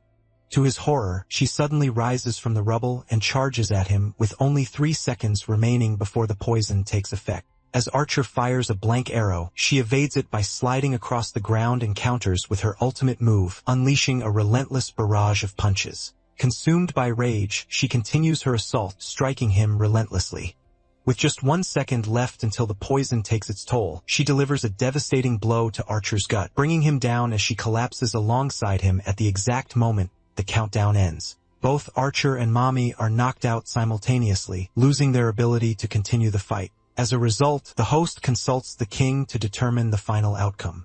The members of the Daybreak Guild are also stunned by the fact that Mami managed to reduce 70 of Archer's health points in just 3 seconds, an astonishing feat. According to their leader, she may have entered the zone state, a paranormal physical and mental condition observed among athletes. In this state, individuals perceive everything around them as slow, predictable, and weak, allowing them to perform seemingly inhuman feats. Hearing this, Fong becomes eager to experience it as well. After some time, the host returns with the decision to eliminate both contestants as both were knocked out simultaneously, and the match continues. Mami, feeling disappointed in herself, is comforted by her group as they attempt to cheer her up. Lu also praises her, instantly lifting her spirits as she considers him her husband. Next are the final two contestants of the round, Luna versus Daybreak Lei. As Luna walks to the stage, she receives a call from her father who informs her that the lab reports indicate her compatibility level is higher than others, urging her to come with him to the company. Excited by the prospect of going with her father, Luna is eager to comply but asks for some time since her match is about to begin. However, her father refuses, stating that a guard will arrive soon to pick her up. As he speaks, chaos erupts in the aquarium with sharks going wild as the larger ones relentlessly devour the smaller ones. Back in the game, Luna apologizes to her teammates explaining that she needs to leave. They reassure her not to worry, reminding her that Lu is still in the competition. With that, she logs off, resulting in Daybreak Lei advancing to the next stage without a fight. With only 3 players remaining for the finals, the host, following a majority decision, pairs Daybreak Lei against their leader, Shu, in a semi-final match. This excites Lu's group as it means he advances directly into the finals. Meanwhile, within the Daybreak team, a discussion arises about Lei forfeiting the match. However, Lei insists on fighting Lu. In response, Shu steps back and forfeits the match to avoid an unnecessary battle between their own members. The host acknowledges this as a wise decision and officially announces the final match between Lu and Daybreak's Lei. As their names are called, Lu's group cheers for him. But just as he is about to step onto the stage, Feng stops him, revealing critical information about Lei to balance the match.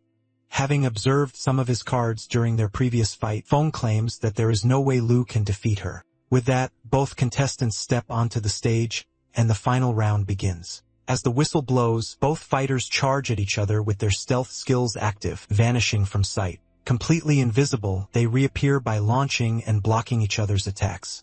Their battle unfolds in a flurry of rapid movements, so fast and intense that the onlookers feel as if multiple fighters are clashing across the arena. Seizing a slight opening, Lu swings at Lei, but she effortlessly dodges and counters with a barrage of kicks driving him back. Refusing to back down, both strike each other simultaneously, creating a powerful shockwave that sends them flying in opposite directions.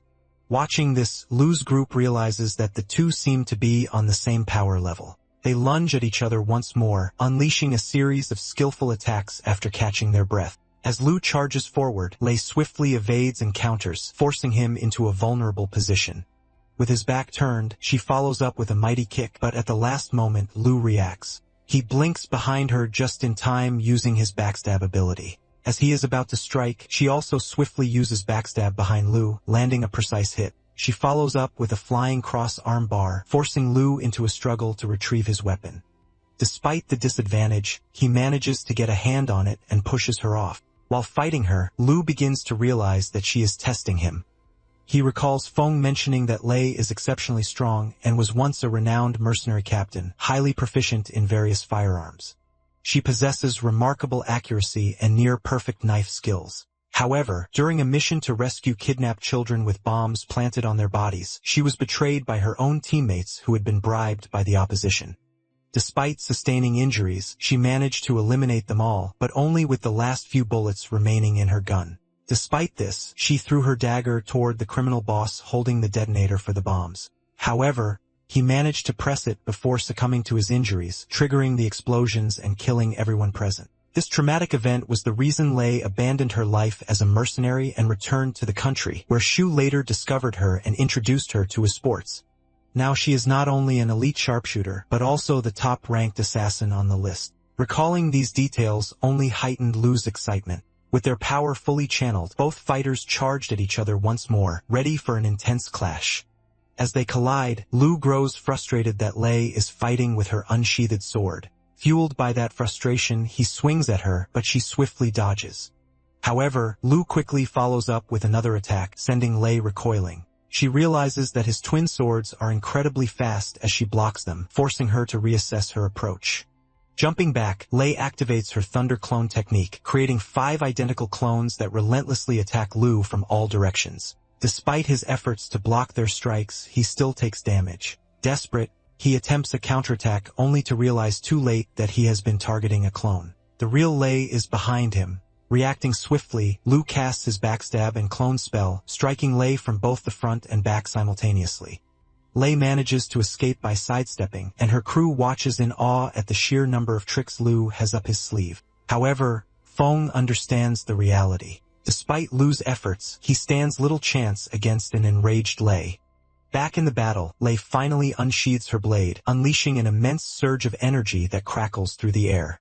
She declares that its power is too overwhelming, which is why she had refrained from using it until now. Without hesitation, she sends a massive slash toward Lu, striking him with incredible force.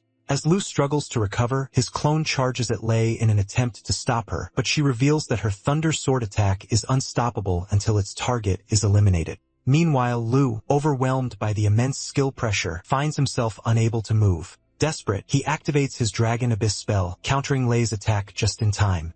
A colossal lightning strike descends upon her, shaking the battlefield with its sheer force. The entire crowd is gripped by the overwhelming energy and destructive power of the clash. Even the Daybreak group watches in shock, their eyes widening as they witness something completely unexpected. As the dust settles, Lu warns his clone to stay alert, but before it can react, Lei suddenly emerges from a portal and stabs him. It is her Divine Escape passive skill, which allows her to retreat into a portal whenever she receives lethal damage. However, Lei is taken aback when she realizes that she has struck Lu's clone. The real Lu stands right in front of her unharmed. Both fighters acknowledge each other's strength, but Lei, unfazed, declares that resistance is futile. Without hesitation, she summons her illusions once again, unleashing a storm of massive electric strikes in the arena. The strikes are so powerful that even the birds are not spared. These strikes merge in the sky before crashing down to the ground. Lu narrowly dodges the attack, growing anxious upon realizing that her opponent's ability has no cooldown. Fei also finds it unfair considering his ultimate move has a cooldown while hers does not. Meanwhile, Feng remains focused, understanding that despite Lu's efforts, the outcome of the battle now depends on Lei. Wielding the mythical grade weapon, the Thunder Blade, she has access to exceptionally powerful spells. Lu is stunned to see such a weapon in her possession, knowing that no known boss has been revealed to drop it. Lei then reveals that she obtained it during the closed beta, further shocking Lu. Realizing this, he grows curious about his brother Han and questions whether Lei has any information about him. She confirms that she does, but refuses to share anything unless Lu can defeat her. Believing that as Han's brother, he should be far beyond her level, she sets the condition that if he loses, she will not reveal a single detail. Lu agrees to the challenge and charges forward with full determination. As he closes the distance, he leaps into the air, activating his rending burst blade. Lei counters immediately with Thunder Explosion, unleashing a massive blast. Despite absorbing the impact, Lu continues to fight against her clones while being attacked from all sides. Although he takes several hits, he manages to eliminate all the clones. However, the effort leaves him severely injured. Observing his weakened state, Lei remarks that he will not survive long enough to learn anything about his brother. This ignites a renewed sense of determination in Lu, driving him to launch another attack. Lei, however, sees through his strategy instantly. As a clone rushes toward her from the front, she quickly deduces that the real Lu is approaching from the side. Reacting swiftly, she slashes at the approaching figure, only to be caught off guard. Lu, using his play swap skill, switches positions with his clone at the last moment, trapping them both within the encircling force of his rendering spell blade. Lei realizes that he intends to take her down with him, but before she can react, she is stunned by the sight before her. Standing in front of her, radiating an immense and terrifying aura, Lu has entered his Maniac Azura form. The energy from Lu's form is so intense that it begins to crack Lei's mask. This triggers a memory from 2 years ago when she and Shu were the only ones left standing after a brutal battle in the game. Despite their efforts, the mythical grade boss they had been fighting remained undefeated. As members of the first guild to encounter this boss during the closed beta, they knew that the loot consisting of weapons and valuable resources would be highly rewarding. With Shu exhausted and severely injured, he handed Lei a code container, an item that would allow a weapon or piece of equipment to be bound exclusively to her. Before they could act further, the boss interrupted, launching a powerful beam at them. Shu, using the last of his strength, raised his shield to counter the attack, but his efforts were only enough to delay the inevitable. Moments later, he fell, dying in the game. Seizing the opening his sacrifice had created, Lei immediately activated her Thunder Clone technique and combined it with her sword skills. Through an intense and grueling battle, she unleashed a devastating final strike, completely obliterating the boss. As Lei delivers the final blow to the boss, a knight suddenly appears from within, radiating powerful thunder energy. Identifying himself as Helmut Thunder, he declares that she alone has witnessed his true form. Rising into the air, he commands Lei to tremble before him and unleashes a devastating hellish strike, obliterating everything in the area.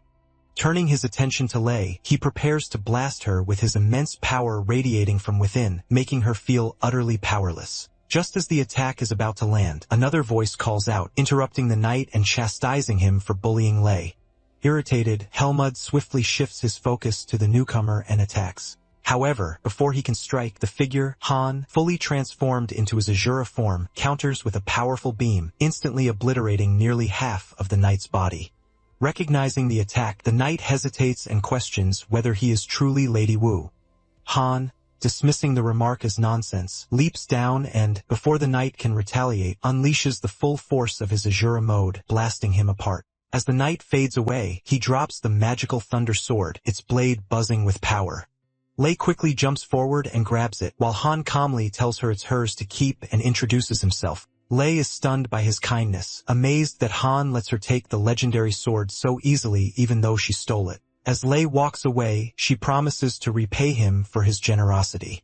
Back in the present, everyone watches nervously, staring at the glowing red ball that Lu has just made, its energy lighting up the air. But when the ball disappears, the crowd gasps. Lu stands with his sword pressed against Lei's neck with her own weapon lying on the ground. Realizing he has the upper hand, Lu asks her for information about his missing brother, with determination in his voice. Lei hears the question and suddenly sees the spirit of Han standing beside Lu. Her mind drifts back to the time she spent with Han after he defeated the Helmut Thunder. At first, Han helped her even though they were strangers, but Lei insisted on repaying him for the value of the Thunder Sword. To do so, she suggests traveling with him as his companion until the sword's worth is paid off. Together, they fought many monsters side by side and defeated every challenge that came their way. During these battles, Lei witnessed Han's incredible strength and his powerful Azura mode. One day while fighting a monster, Lei's mask fell off. As Han picked it up and handed it back to her, he complimented her appearance. Even though Lei felt shy about the scar on her face, Han's kind words about her scar create a deep emotional bond between them. Snapping back to the present, Lei adjusts her mask and reveals to Lu that she was in the same party as his brother during the beta test. Lu, eager to learn more, asks when she last saw his brother. Lei recalls a peaceful night when she and Han rested by a cozy campfire.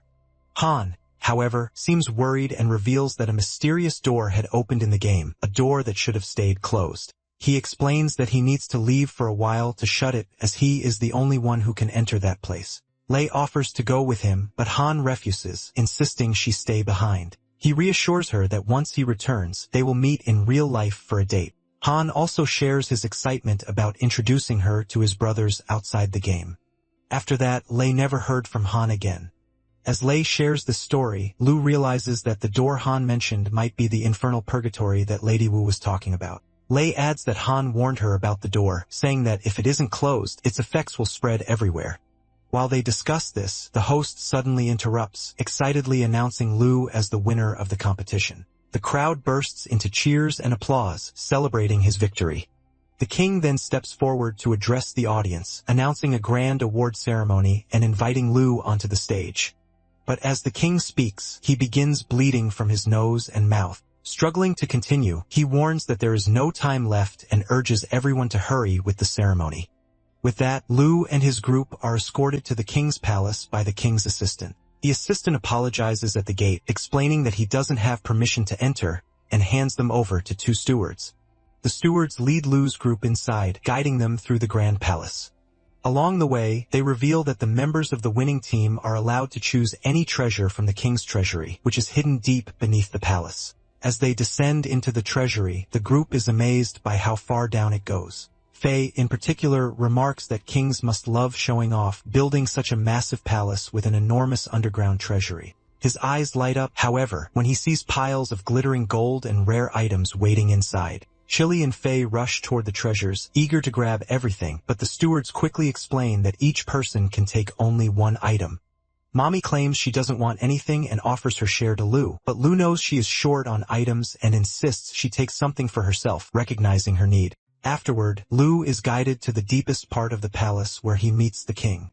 2 seats await them, and the king orders Lu to sit. Lu hesitates, startled by the king's frail and weakened appearance. The king gets straight to the point, asking if Lu wants to know why he was so desperate to meet him. Lu, however, brushes the question aside, instead demanding to know why the king didn't send all his warriors to rescue his daughter instead of organizing the competition. The king, impressed, remarks that Lu is wiser than he expected. Suddenly, metal clamps spring out of the chair, trapping Lu in place. Unable to move, Lu listens as the king reveals the shocking truth. Everything has been a lie, and the real purpose of the competition was to find the perfect vessel for him. With that, the king removes his robes, revealing a frail and weakened body underneath. Suddenly, his body begins to swell and grow stronger as he declares his plan to use Lu to regain his youth and become young again. Seeing Lu struggle against the restraints, the king mocks him, revealing that escape is impossible because the locks on the chair are unbreakable. With a menacing grin, the king approaches Lu, and a glowing mark on his chest begins to pulse, slowly draining the life force from Lu's body. Meanwhile, Lu's group remains unaware. Busy exploring the treasury, Faye literally found the Infinity Gauntlet. Mommy, however, remains calm and notices the stewards locking the treasury door. When she questions them, the stewards begin channeling energy into their bodies, revealing their true intentions to trap the group and send them to their doom. Using their powers and the magical equipment in the treasury, the stewards transform into 2 towering guard knights. The group stands in shock, but Mommy urges them to focus and fight for now. As they charge at one of the knights, it unleashes a powerful wing explosion spell, sending everyone crashing to the ground. The knights mock them, sneering that the group is far too weak to stand against them. Despite being injured, Mommy realizes the knights are incredibly strong and begins to worry about what kind of danger Lu might be facing.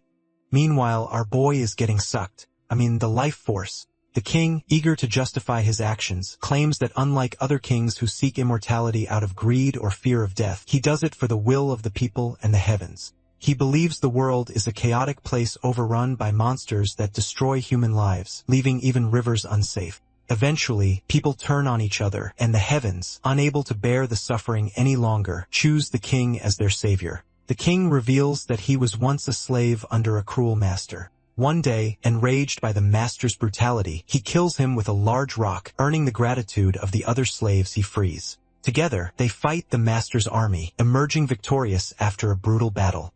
With this victory, the king forms a knight squad, defeats demons, restores the land, and gradually builds a prosperous kingdom. He also marries to continue his bloodline, but just as he reaches the height of his power, a mysterious illness strikes. The doctors warn him that his time is running out and death is near. The king, viewing himself as a beacon of hope for his people, refuses to accept death. Desperate, he pleaded with the gods, questioning why they abandoned him after all his good deeds. Willing to pay any price, the heavens finally answer, granting him immense demonic power to drain the life force from healthy individuals. In a twisted demonic ritual, the king first uses this power on his own wife, then targets his very own daughter, claiming it is all to restore light to the kingdom.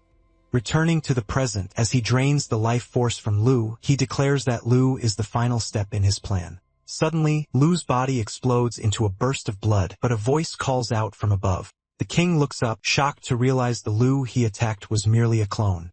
The real Lu confronts him, condemning the king's inhumane actions. Enraged, the king summons his stewards for reinforcement. The 2 stewards leap to his aid, and Lu, horrified, realizes his teammates might be in mortal danger.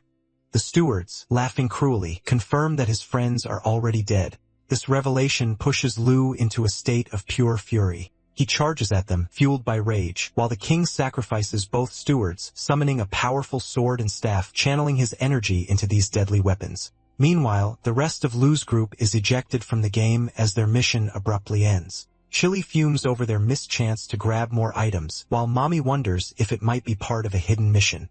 With 30 minutes until they can revive, the group heads out for coffee to pass the time. At Lu's house, Faye also waits for the revival timer to run out, disappointed that he couldn't help his brother. Once the timer ends, Faye logs back into the game. In the intense battle between Lu and the king, Lu charges forward while his eyes blazing with the intent to kill. Though the king blocks his attack, Lu cleverly uses a backstab move, striking the king from behind. The slash leaves only a momentary scratch on the king, who quickly recovers and launches a powerful spell in retaliation. However, the spell deliberately misses Lu as the king avoids damaging his intended vessel. The king taunts Lu, demanding his surrender and calling him weak, boasting that Lu has only fought minor monsters and players, while he, the king, has conquered entire armies of earth and sea creatures. Lu realizes he is outmatched, nowhere near the king's level of power, but refuses to give up. Using a stealth spell, he slips into the shadows, gaining some height to plan his next move. From his elevated position, Lu drinks a regenerative potion, realizing he needs to adopt a guerrilla-style approach to fight the king. The king, however, quickly figures out Lu's strategy. Proclaiming himself a tiger, the king casts a gravity control spell, generating a powerful force that drags Lu toward the ground. Lu barely manages to land on his feet, but he swiftly summons shadow clones and launches a relentless series of attacks on the king. The king blocks every strike with ease, and when he counterattacks, he leaves an opening for Lu to exploit. Despite Lu's efforts, the king catches Lu's sword with his bare hands, while the spirits of the stewards control the weapons. The king then casts another gravity control spell, pulling Lu deeper into a swirling pool of water. Realizing the situation is growing dire, Lu decides to play his trump card. As the king focuses on his weapons, a blinding beam of light slashes across his cheek, followed by Lu emerging from the water in his powerful aqua form. Lu activated the Phantom God's earring, which transforms himself into different races to gain unique advantages. Currently, he takes on the form of a fishman, boosting his abilities in water. The king's enchanted weapons, furious at Lu's transformation, attempt to strike him, but Lu swiftly dives into the water. With a rapid motion, he emerges from the side of the king, aiming for a surprise attack from behind. However, the king's sword senses him and sends him flying through the air. As Lu descends, he transforms again, this time into a pigman, a race with increased attack power but reduced intelligence. In this form, he charges at the king with brute force, slashing the king's left arm. The king's weapons retaliate, striking back and cutting Lu's arm in the process. Both quickly regenerate their wounds, and the king, impressed, praises Lu for his remarkable skills. The king grows even more excited, thrilled that his intended vessel possesses such incredible abilities and hidden talents. Lu, however, realizes his usual moves are ineffective and decides to use his secret weapon, the Hidden Dragon Abyss skill, as no other options seem to work. Banking on its power, Lu channels an immense amount of energy into the skill, launching himself at the king with overwhelming force, catching him off guard. Fueled by rage, Lu unleashes his attack toward the king, who charges forward and effortlessly disrupts it. To the king's surprise, however, the attack comes from a clone Lu created using the spell, while the real Lu lurks behind him, channeling the full power of the Hidden Dragon Abyss. The true attack strikes the king head-on, sending him crashing into the palace wall with tremendous force. The king manages to reduce the damage by summoning a protective barrier and lands on his feet, now determined to end the fight. Lu, feeling the strain of battle, braces himself for what comes next. The king, radiating powerful energy, channels his gravity control spell, forming a massive water bubble that traps Lu inside. As Lu transforms back into his fishman form to maneuver, sharp, jagged rocks suddenly hurl toward him, pinning him in place within the bubble. With a maniacal grin, the king offers Lu a choice to accept his so-called baptism. Lu, however, is struck with shock as the king reveals he knows Lu is merely a player in the game. The king declares that the heavens have already revealed the secrets of their world, explaining that it was created solely to entertain players like Lu. At first, the king thought this was just a metaphor. But as the heavens enhanced his intelligence, he came to understand the harsh truth. His existence is bound by rules, trapped in an endless cycle of repetition. Realizing he is nothing more than a pawn in a game controlled by players, the king refuses to accept his fate. He labels Lu and others like him as invaders, vowing that his purpose is to drive them all out of his world. Lu, stunned, struggles to comprehend how a digital character like the king can think so logically and questions what this heaven he speaks of truly is. Drawing closer to Lu, the king reveals his chilling curiosity that he wants to discover what happens to Lu's soul once he takes full control of his body. Desperate Lu, realizing he's in grave danger, asks the king if he knows Han.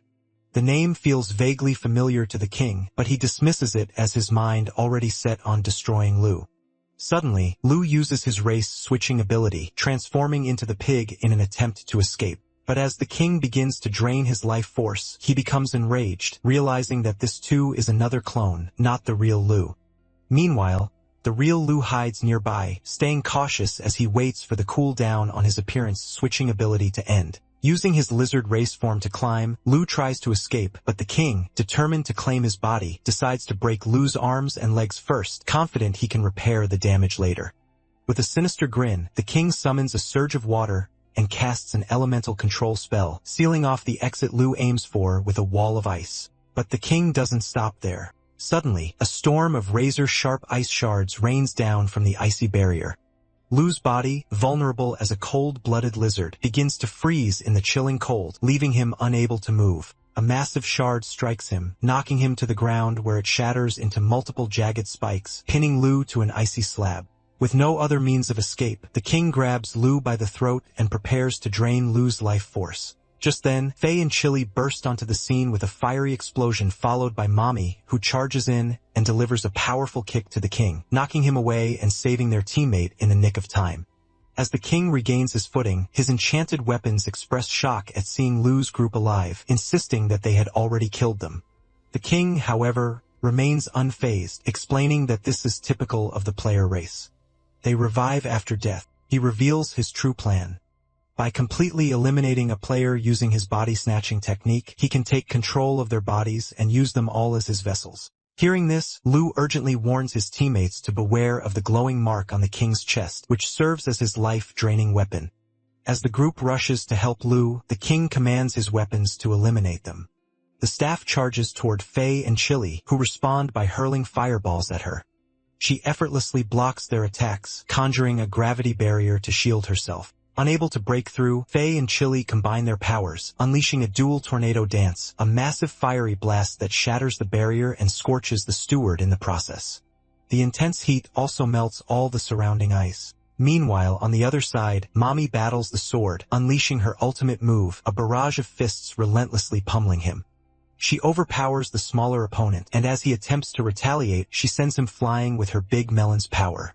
The king, however, catches the falling sword in midair and, fueled by rage, unleashes a devastating sword wind explosion. As the massive attack hurtles toward Lu's group, they brace themselves for the impact. Just in the nick of time, the Daybreak Guild arrives to assist, and their leader, Shu, uses his shield parry skill to deflect the king's attack, sending it roaring back toward the king and wounding him severely. Lu, surprised to see the guild, learns from Faye that they were the ones who called for backup. The Daybreak Guild leader flashes a thumbs up, offering their help in exchange for splitting the boss rewards 50-50, an offer Lu's group quickly accepts. With the agreement sealed, Fong, the Daybreak Guild's fierce fighter, charges at the king with a wild manic grin, while the rest of the guild takes their positions. As Fong swings his razor-sharp sword, the king narrowly dodges and counters, sending Fong flying through the air. Fong lands gracefully on his feet and charges again, this time joined by Lei. Just as the king prepares to cast a powerful spell, the Daybreak Archer interrupts him, striking from a high vantage point and disarming him, while Diane, another guild member, traps the king to the ground with entangling roots. Immobilized, the king braces himself as Fong and Lei attack him relentlessly from both sides, their combined assault overwhelming his defenses. They both land solid slashes on the king, but Lei senses something is wrong and urgently orders Fong to retreat and gain some distance. It's already too late, however, as the king grabs them both by the arms and hurls them against the palace wall with tremendous force. The Daybreak Archer attempting to strike is countered when his own invisible arrow is sent flying back, piercing his body. The king presses his advantage, smashing Diane's summoned creature and moving to crush her, but Shu intervenes just in time, raising his shield to protect her. Enraged, the king unleashes a furious barrage of punches on the shield, taunting Shu. In response, Shu transforms into his powerful half-demon form, determined to avenge his fallen teammates. While Shu previously focused on defense, he now counters the king's attacks with equal ferocity. Meanwhile, Lu's group rushes to aid the injured Daybreak Guild members, helping them recover. In the midst of the chaotic battle, Shu unleashes his Daybreak Slash, creating an opening. Seizing the moment, Lu leaps behind the king and delivers a powerful slash to his back. This distraction buys enough time for the rest of the team to regroup, recover, and launch a relentless unified assault on the king. Their combined power tears through the palace, the sheer force of their attacks threatening to bring the entire structure crumbling down in flames. The villagers gasp in shock as flames erupt from the palace while the guards shout for reinforcements to contain the chaos. Inside, Lu's group and the Daybreak Guild wait anxiously for the dust to settle, knowing they have unleashed the most powerful attack they could muster. To their dismay, the king emerges from the wreckage with only a few scratches, and even more surprisingly, his 2 minions are still alive.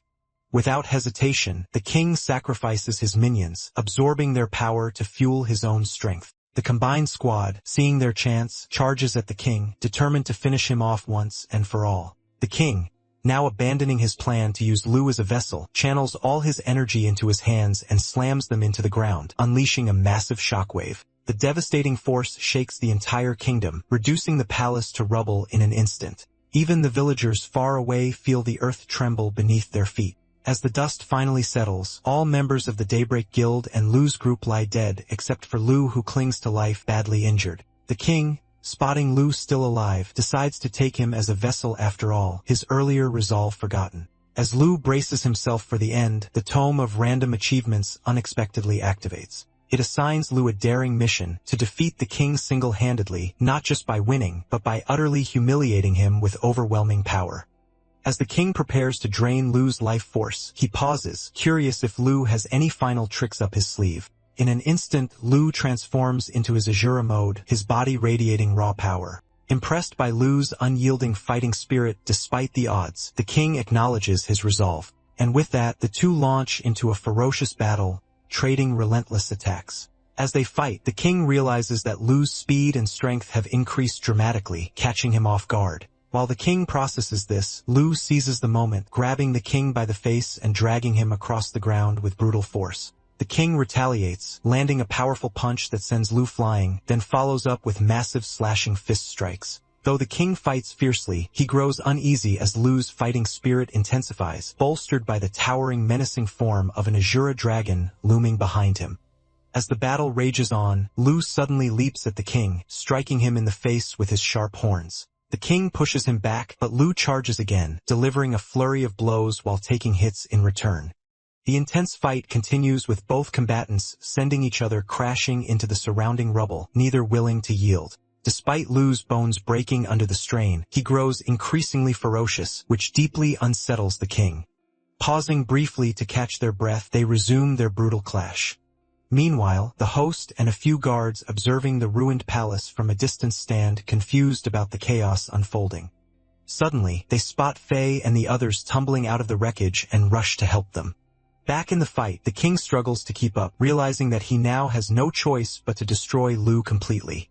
Leaping into the air, the king unleashes a devastating explosive blast at Lu, but Lu, with astonishing power, interrupts the attack by merely swinging his bare hand. In retaliation, Lu unleashes his Azura assault, a relentless barrage of strikes that slices the king in half. Brogot divided damned. As the king's body begins to revert to its weakened form, he collapses, desperately pleading with Lu and the mysterious infernal purgatory to save him. Lu, hearing the world, gets shocked and suddenly sees a massive digital crack opens in front of him. Down on the ground, the hosts assume that Faye and the others have been injured by the evil dragon responsible for destroying the palace.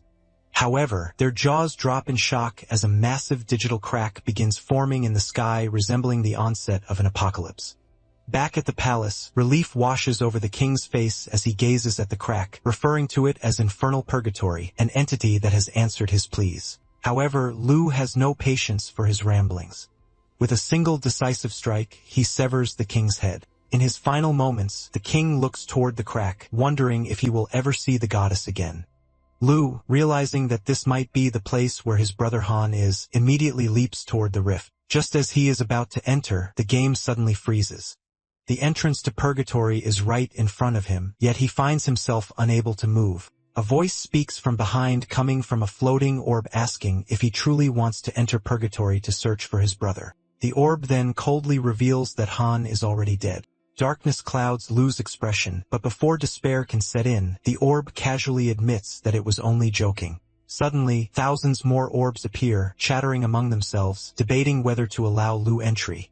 To settle the matter, they decide to play rock, paper, scissors. When the deciding orb loses, the verdict is set. They collectively deny him access. Suddenly, a massive winged being appears, revealing that Lu is about to die.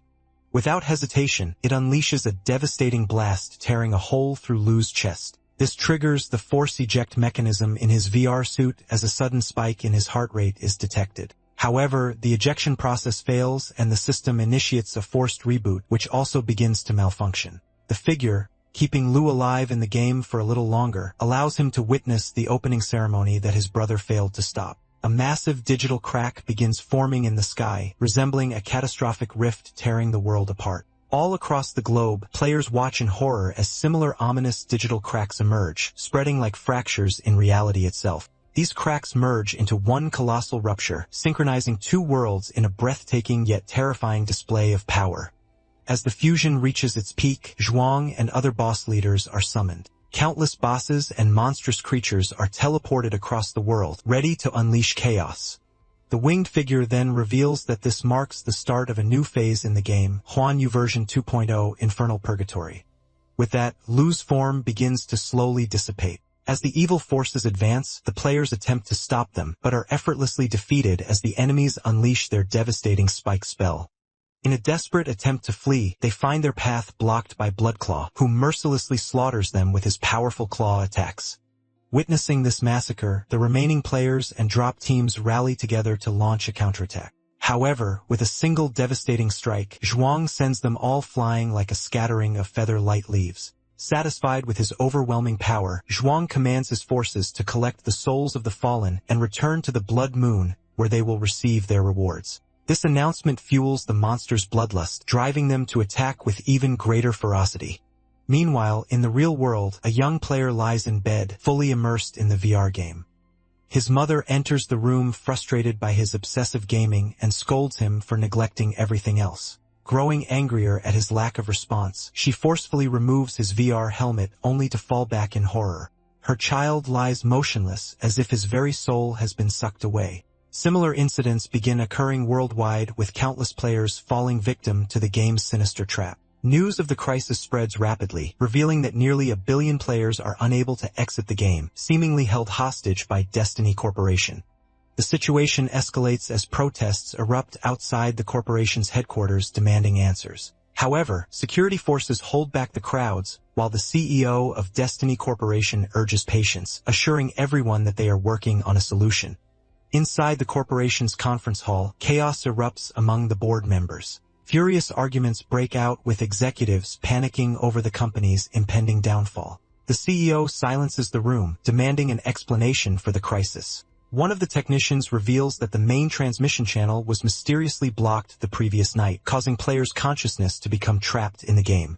Removing the VR helmets, he warns, could result in severe brain damage.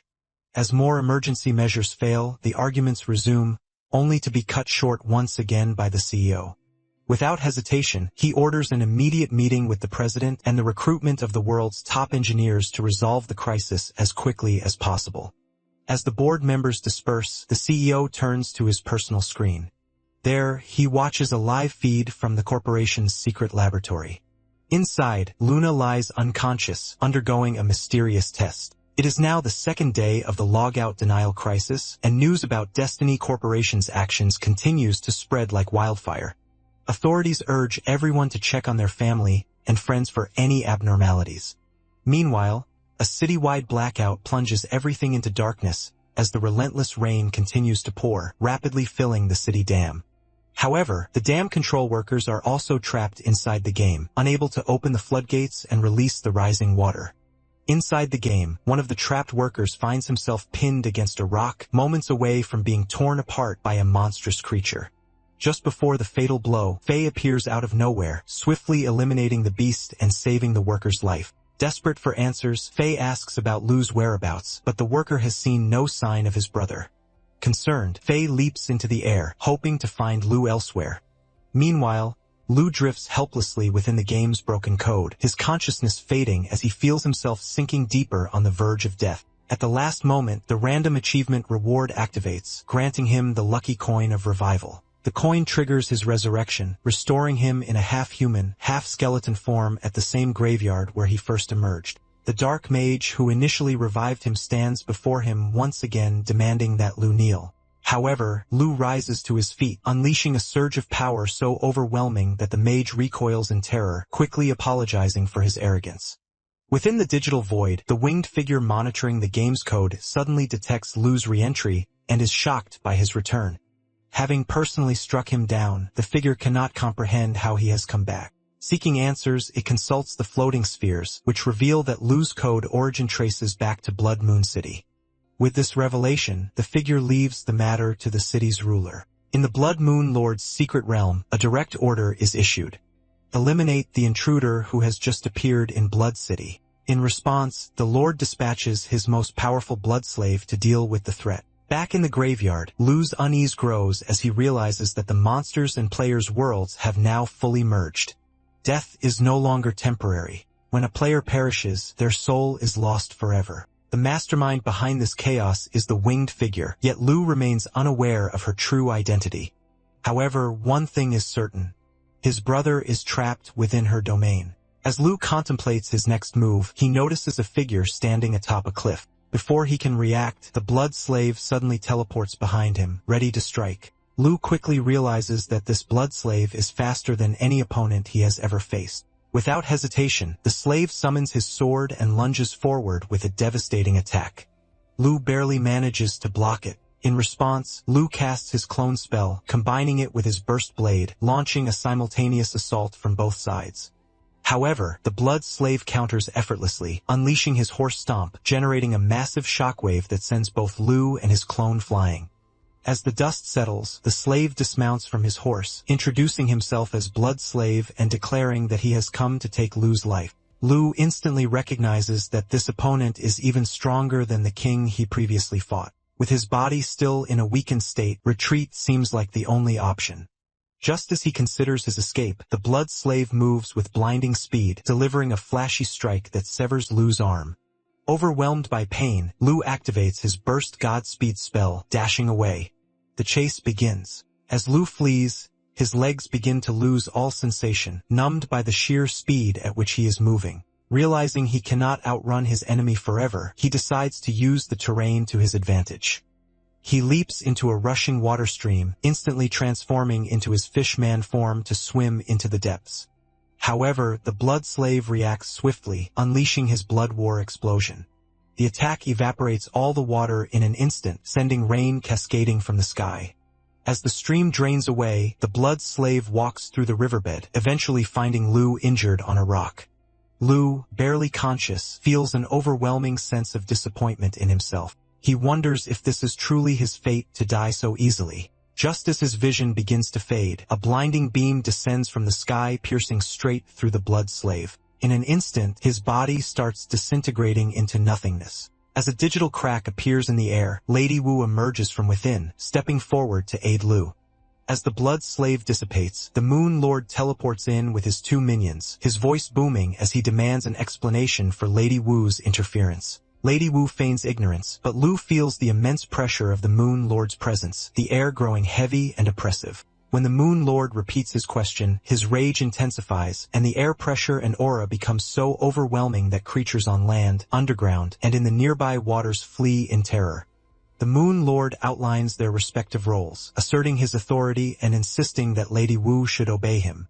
Lady Wu, however, counters that as the one in charge of fund allocation, she must reduce the Blood Moon funds due to shortages and rising taxes. Undeterred, the Moon Lord presses his dominance, claiming superiority in raw power, but Lady Wu stands firm, continuing to slash their budget. Revealing all the details of her decision, Lady Wu lifts Lu into the air, announcing her intent to take him with her. The Moon Lord intervenes, declaring that Master Yu has ordered Lu's death. Hearing this, Lady Wu agrees. But instead of handing Lu over to the Moon Lord, she takes matters into her own hands. With a swift explosive blast, she severs Lu's head, claiming it as a trophy for decoration, and strides confidently into her portal. The Moon Lord's minions, witnessing her obedience to Master Yu, chatter in amazement, but their words only fuel the Moon Lord's fury. Enraged that Lady Wu followed Master Yu's orders instead of his, he grabs his minions, mangles them in his hands, and crushes them like crumpled paper. Seething with anger, he vows that one day he will make Lady Wu his obedient servant, forcing her to bow to his will. Meanwhile, in a secret blood pound within Blood Moon City, Lu begins regenerating from a bloodbath, his skeletal form slowly rebuilding. As the healing process continues, Lu and Lady Wu chat and laugh about events from Lu's life, leaving Lu confused by their sudden talkativeness. Lady Wu, stepping into the blood pool, addresses Lu directly, revealing that she has nothing to gain or lose by helping him, questioning why she should bother.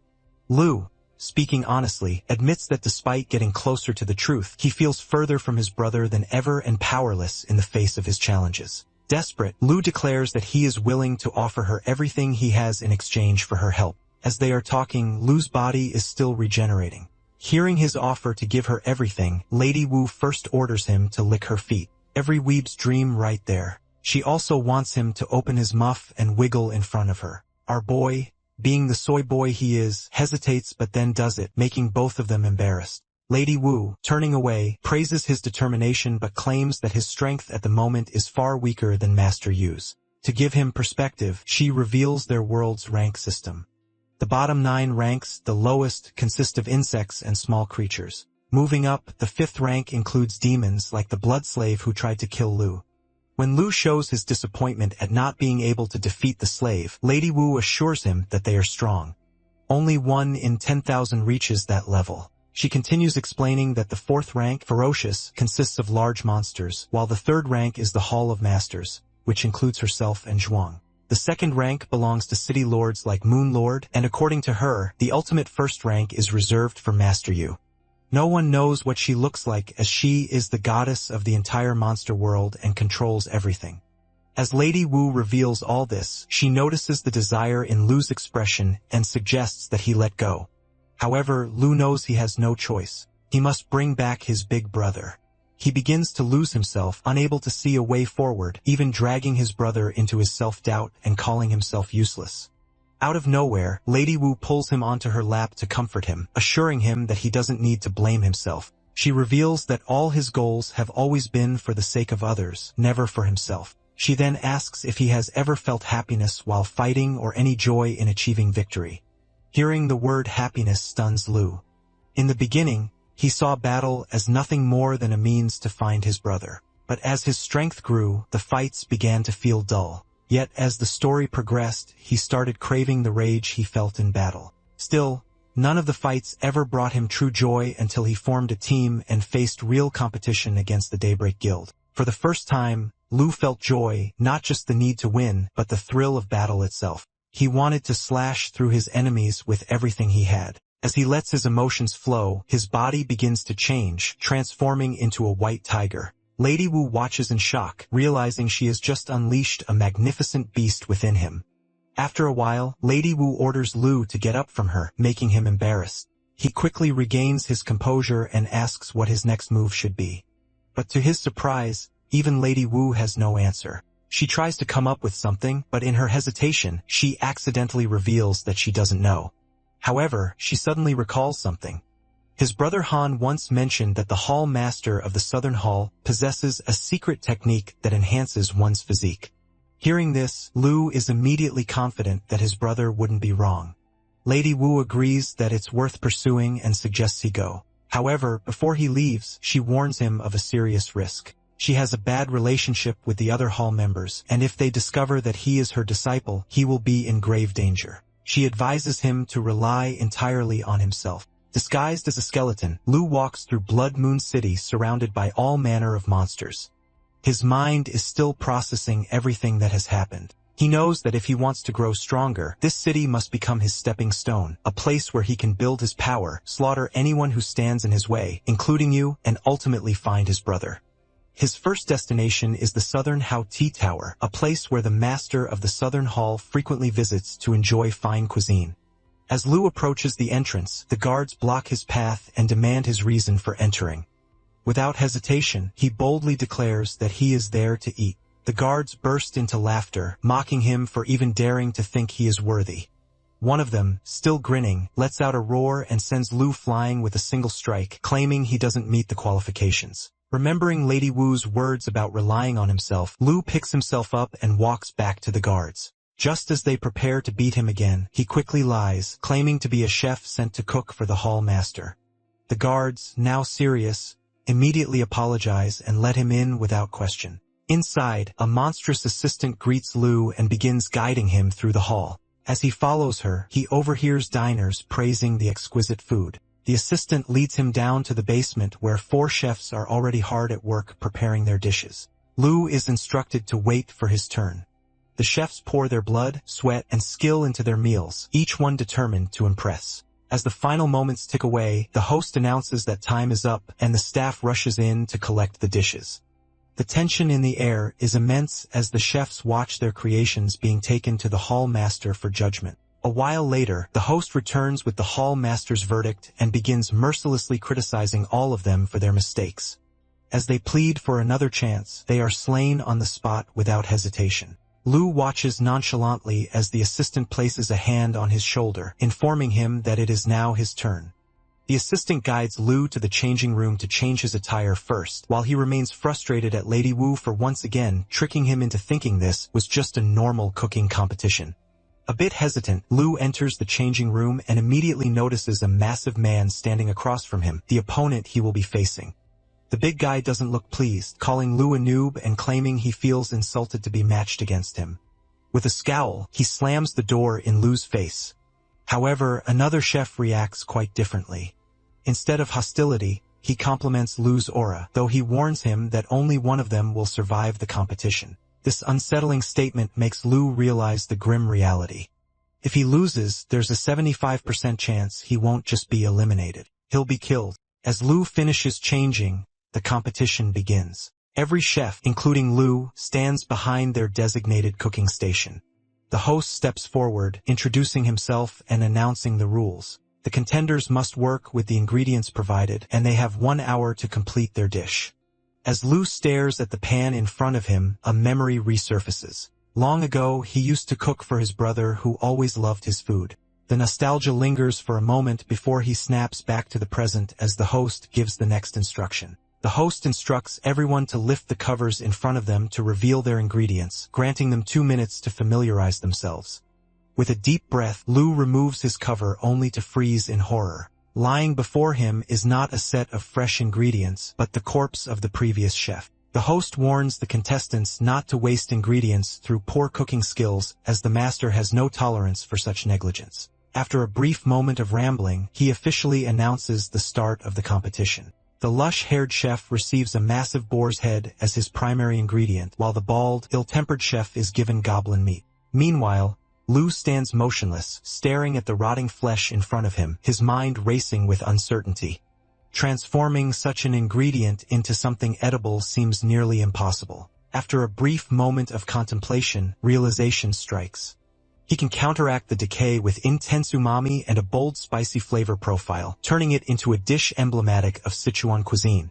With a new plan in mind, he selects the tenderloin and begins the necessary preparations. The marination process proves to be the most critical step. Lu understands that meat in such a poor state requires an extended period to absorb the flavors and become remotely palatable. As he methodically works, the lush-haired chef takes notice, seemingly impressed by his willingness to handle such a difficult ingredient. However, both he and the bald chef remain occupied with their own tasks, aggressively breaking down and tenderizing their respective meats to ensure optimal texture. With 20 minutes remaining, the competition space is filled with the sharp sizzle of meat cooking. Lu remains fully immersed in his work, carefully frying his marinated tenderloin, determined to execute his dish to the best of his ability. However, the two-headed chef remains fixated on his assigned ingredient, 2 severed human heads. His hands tremble as the weight of the competition crashes down on him. Unable to suppress his growing panic, he grabs his own knife and slashes his throat. Blood spills from the wound in a violent spray, splattering across his workstation, coating Lu's marinated meat in blood. As the chef takes his own life, his blood sprays across the workstation, contaminating the ingredients of the other competitors. Lu immediately informs the judge that his meat has been ruined, but the host dismisses his concerns, stating that the hall master has ordered him to continue with the competition. Despite Lu's protests, the host assures him that there are still 15 minutes left, encouraging him to push forward. However, as Lu inspects his meat, now drenched in blood, he grows increasingly worried. The overpowering smell has turned foul, carrying an unsettling fishy odor. Worse yet, with no time left to marinate the meat again, his chances of success seem bleak. Meanwhile, the lush-haired chef moves with elegance, skillfully transforming his pork into dumplings while performing a mesmerizing dance-like technique. The bald chef also works diligently, preparing meatballs from troll meat which surprisingly look quite appetizing.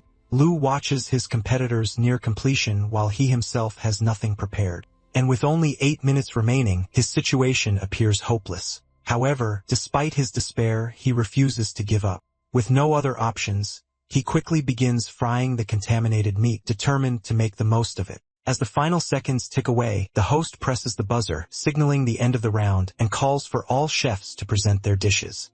The lush-haired chef proudly showcases his beautifully crafted pork dumplings, while the baldy chef presents his troll meat dumplings. Each dish, including Lu's, is placed before the host for evaluation. After a brief deliberation, the host announces that one creation has particularly intrigued the hall master, prompting her to personally deliver her critique. Suddenly, the massive round structure behind the host shifts, revealing an enormous monster. Seated atop its massive belly is the southern hall master, Jai Sui.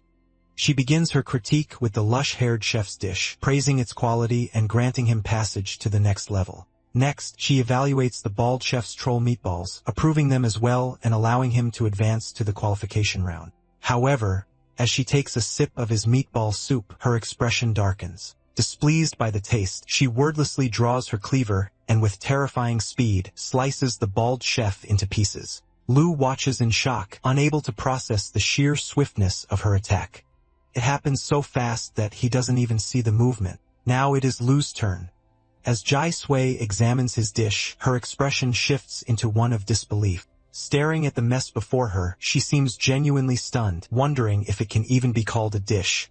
As Jai grips her cleaver, Lu quickly assures her that his dish is, in fact, a real one, scrambled eggs with tomatoes. The lush-haired chef bursts into laughter upon hearing this, mocking Lu for coming up with such a simple dish.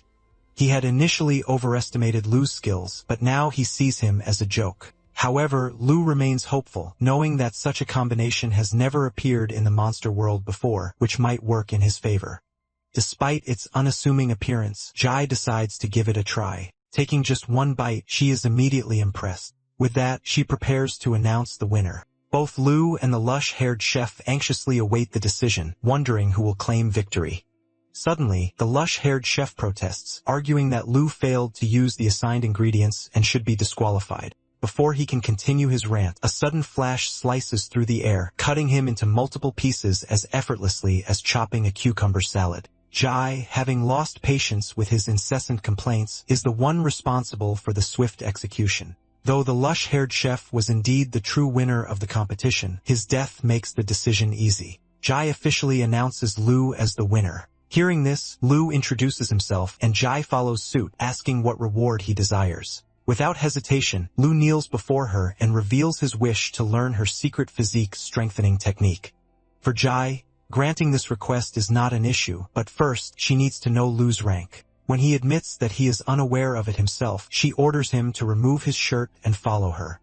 Jai and her monstrous companion take Lu to a towering structure known as the Rank Tower. This tower naturally determines one's rank upon entry, with its 6 floors corresponding to different levels from poor to ferocious. Thanking her, Lu steps inside. On the first floor labeled poor, he immediately encounters an assassin rabbit. However, before the rabbit can even react, Lu effortlessly decapitates it and proceeds to the next floor. Meanwhile, outside the tower, the monstrous companion questions Jai about why she tricked Lu into entering the rabbit cage tower despite him winning the competition. Jai smirks and reveals her reasoning. She strongly suspects Lu is a spy sent by Lady Wu, as she can still detect her scent on him. When the monster attempts to ask another question, Jai suddenly raises her fist and slams him into the ground, declaring that she only agreed to answer one. With a mischievous giggle, she watches Lu's progress, convinced that she has successfully trapped him. Inside the tower, Lu advances to the second floor warrior, where he easily defeats a giant mallet-wielding rabbit. On the third floor, he takes down a scholar rabbit using a combination of his clone spell and rending burst. Reaching the fourth floor, he encounters a noticeably stronger rabbit wielding a staff. This opponent puts up a fight, forcing Lu to engage in a fierce exchange. As they clash, Lu realizes that the evil spirit rank rabbit is nearly on par with Feng in terms of combat skill. However, as the rabbit continues its relentless attacks, Lu spots an opening. With a massive strike, he sends the rabbit crashing into the wall, defeating it. On the 5th demon floor, Lu faces the Shadow Art Rabbit, a ferocious-looking opponent. The rabbit declares that he possesses 5 swords and will use each one only once. If Lu survives all 5 attacks, he will be allowed to proceed. Accepting the challenge, Lu braces himself as the rabbit swiftly unsheathes the first sword. In an instant, a single slash cuts through the air, striking Lu and sending him flying backward from the sheer force. Struggling to his feet, Lu demands the second sword attack. The rabbit obliges, unleashing a massive energy beam. Though Lu manages to block it, the overwhelming power forces him backward, dragging him across the floor. Only 2 swords have been drawn, yet Lu already feels his body reaching its limit. Knowing that the next attack will be even more difficult to withstand, he devises a strategy. He combines his shadow clone technique with Hidden Abyss, launching a surprise assault on the rabbit. The rabbit, impressed by Lu's ingenuity, acknowledges his tactics but swiftly counters. Unsheathing his 3rd sword, he delivers a single swing that not only obliterates the clone, but also interrupts the Hidden Abyss spell, sending Lu crashing to the ground. Realizing the increasing intensity of the battle, Lu transforms into his Azura form. The rabbit, sensing the change, remarks that Lu is no ordinary challenger. With that, he draws his 4th sword and swings. Lu attempts to block the strike, but the sheer power of the attack smashes into his gut, sending him crashing into the ground once more. Despite being knocked down, the rabbit praises Lu, acknowledging him as a rare challenger who has forced him to unsheath the 4th sword, an act that had slain thousands before him.